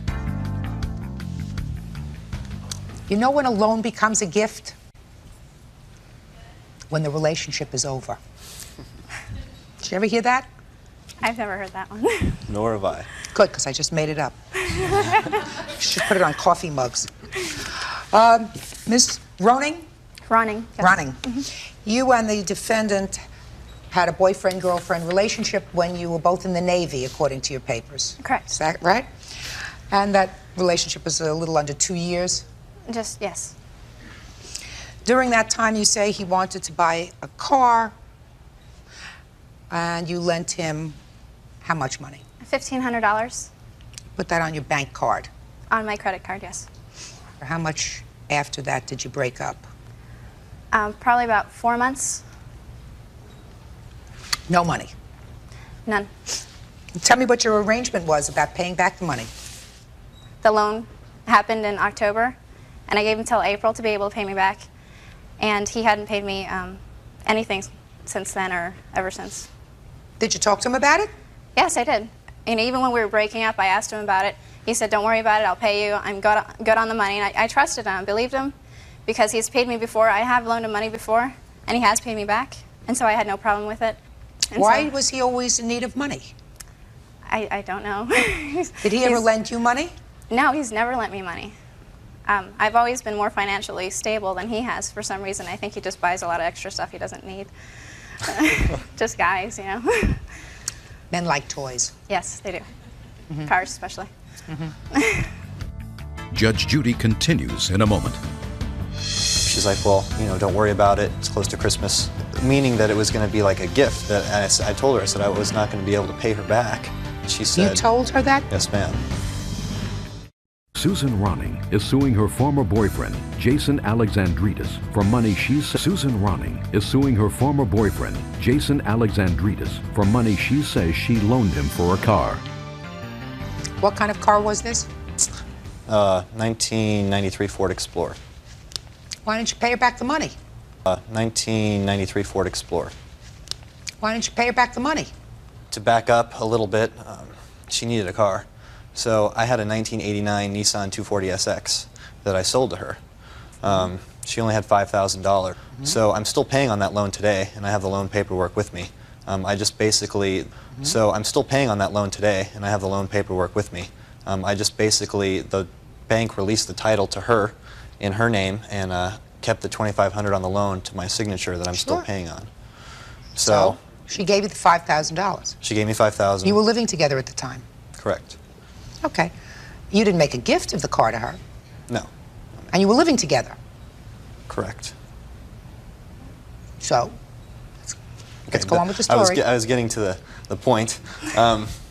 Anyway, so the leftover that I was still paying on was just kind of, you know, that was the limit of her money, so I just told her I would just, that was it. Was just kind of, you know, that was the limit of her money, so I just told her I would just, that was it, pay on the rest. Because I owed $2,506 extra, okay? So later down the line when I needed... You had another car. Right, I needed to buy another car months later. No, but you had another car when you sold her this car. No. So you were both using this car when you were living together? Yeah, for a few months, period. So for the few months, you sold her your car, she paid you for it, and the two of you together only had one car. Right, but she Just a second, you have to think about where he's going and think about whether he's hurting you or not by this story. Okay. Yeah. What's wrong? Then you needed a car. I needed a car, so we went looking for cars together. She went with me. And we went to the Ford dealership, and we found the Explorer that I wanted. Now, I only had $1,500 down payment of my own money, and we needed $3,000, okay? And I financed the Explorer through my own lender, private bank. Susan gave me $1,500 from her. Well, tell me how that came about, sir. You went looking for the Explorer, you went into the store, you had a salesman, he came over, he showed you this car. Let me hear how it happened. Well, we just took it for a test drive. Yes. We liked it. And Susan and I had the conversation there at the dealership when they were gathering paperwork. I said, well, I don't have, you know, they were trying to make the deal. And she wanted to... Tell me about the conversation. Now we're getting to it. Okay. The conversation was, needed it, she would give it to me, $1,500. And I said, are you sure? Because I'm still paying on, needed it, she would give it to me, $1,500. And I said, are you sure? Because I'm still paying on the extra from the 240, you know. I'm still paying that $64.93 a month for that. And I'm not, you know, I just don't have the $1,500. She's like, well, you know, don't worry about it. It's close to Christmas. You know, we'll get through it. And that was the arrangement. Close to Christmas, we'll get through what? Well, meaning that it was going to be like a gift. That I told her, I said I was not going to... Christmas, we'll get through what? Well, meaning that it was going to be like a gift. That I told her, I said I was not going to be able to pay her back, you know, and she said... You told her that sitting there? Sitting there. Sitting right there, you told her that? Yes, ma'am. Is that true? That's absolutely not true. Well, tell me your recollection of what happened. Okay, when we were sitting at the dealership, he needed the $1,500. He only had $1,500. He asked that I loan him the $1,500. What did he say? He said, remember the last times that you've loaned me money, I've paid you back. I've been good about paying you back. I said, yeah. This is a lot of money, though. And he says, well, I've been good about the money. I promise to pay you back. I will pay you back. And I said, well, if you want this car and you want to make this transaction, I don't mind doing it as long as you pay me back. And he agreed to that. He said, fine, I'll pay you back. I think probably somewhere in the middle of both of these stories lies the truth, because quite frankly, it just doesn't sit well with me for two people who are living together, and I assume planning a future together if you're living together, to have that kind of in-depth discussion. For instance, you were so good about it in the past, you paid me money, I've lent you money, then you paid me back, and so I'm going to do this again. Somehow that doesn't sit right with me, nor does it sit right with me, sir. It's coming up towards Christmas and consider it a Christmas gift. Do you understand? So somewhere right in the middle of this is the accurate rendition. Now, when for the first time did you ask him back for the money? I asked him in April. I talked to him before when we broke up, because we broke up before April, if he would pay me back. He said he would. When did you break up? We broke up in January. Had you both decided that it wasn't a good relationship? There's been other, he's kind of abusive and a little, he's, Great. Yes. And you were paying your bank card all this time? Yes, I'm paying my, And you were paying your bank card all this time? yes, I'm paying my bank card. I had money on it already, and so I had interest accumulating. And so I still haven't been able to pay everything off because I'm still going to school. I'm a student at San Diego State, and I'm taking loans out. I've taken financial aid. There's no way I can give anybody money. What do you do for a living, sir? I was in the Navy for 4 years. What are you doing now? I'm still in the Navy now. That's my last. I called the bank and I asked them. It's $325 accumulated with no payments. So it's a little less than what you're suing for. You were suing for $2,000. So Yes, it's just less to than make that. sure it would cover. That's, my advisor said just to do that. So, sir, Yes, ma'am. deal with the money? I don't believe so. But I'm not sitting up there, so here I am. Judge Judy is ready to rule. Listen. To rule. Listen, she purchased a car from you, even when you were together. You had payments on that car. Through love and affection, you could have said to her, listen, don't pay me any money for the car. I want you to have it because I want you to have a safe car to drive. You didn't do that. I couldn't afford to do that. Well, she says she goes to school. She can't afford to make you a gift of $1,500. You knew she was going to school, right? Yes, ma'am. So you couldn't afford to do it, and she can't afford to do it. So she purchased a car from you. She had money saved up, I assume. I mean, who knows whether you could have gone out and sold that car for any more if you sold it privately. It's very possible that you couldn't have, that was really a fair market price for the car at the time you sold it to her. In any event, she paid you, you didn't pay her. That doesn't sound fair to me. So the judgment in this case is for the plaintiff in the amount of $1,825. Thank you. Parties are excused. You may step out. Передает эту нагрузку на большой палец. Отсюда и мотивация как бы у балерин все время держать большой палец в выпрямленном состоянии. Вот здесь.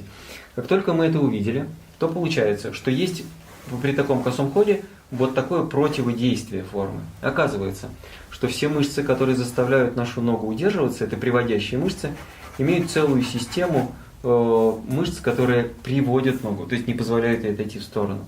Но все мышцы, которые находятся на голени, в отличие от бедра, находятся на наружной поверхности, вот здесь, которые, собственно говоря, управляют этой поверхностью. Поэтому у нас получился вот такой диагональный ход дублирующих линий с этой стороны. Колено же, которое зажалось в этой части, ей досталась интересная функция. Оно как будто бы выглядит в виде цилиндра, сдвинутого вот так в сторону. Поэтому получилось, что когда мы рисуем это бедро, то мы видим форму вот такого спускающегося цилиндра, который переходит в такой же цилиндр, но который идет с неким смещением.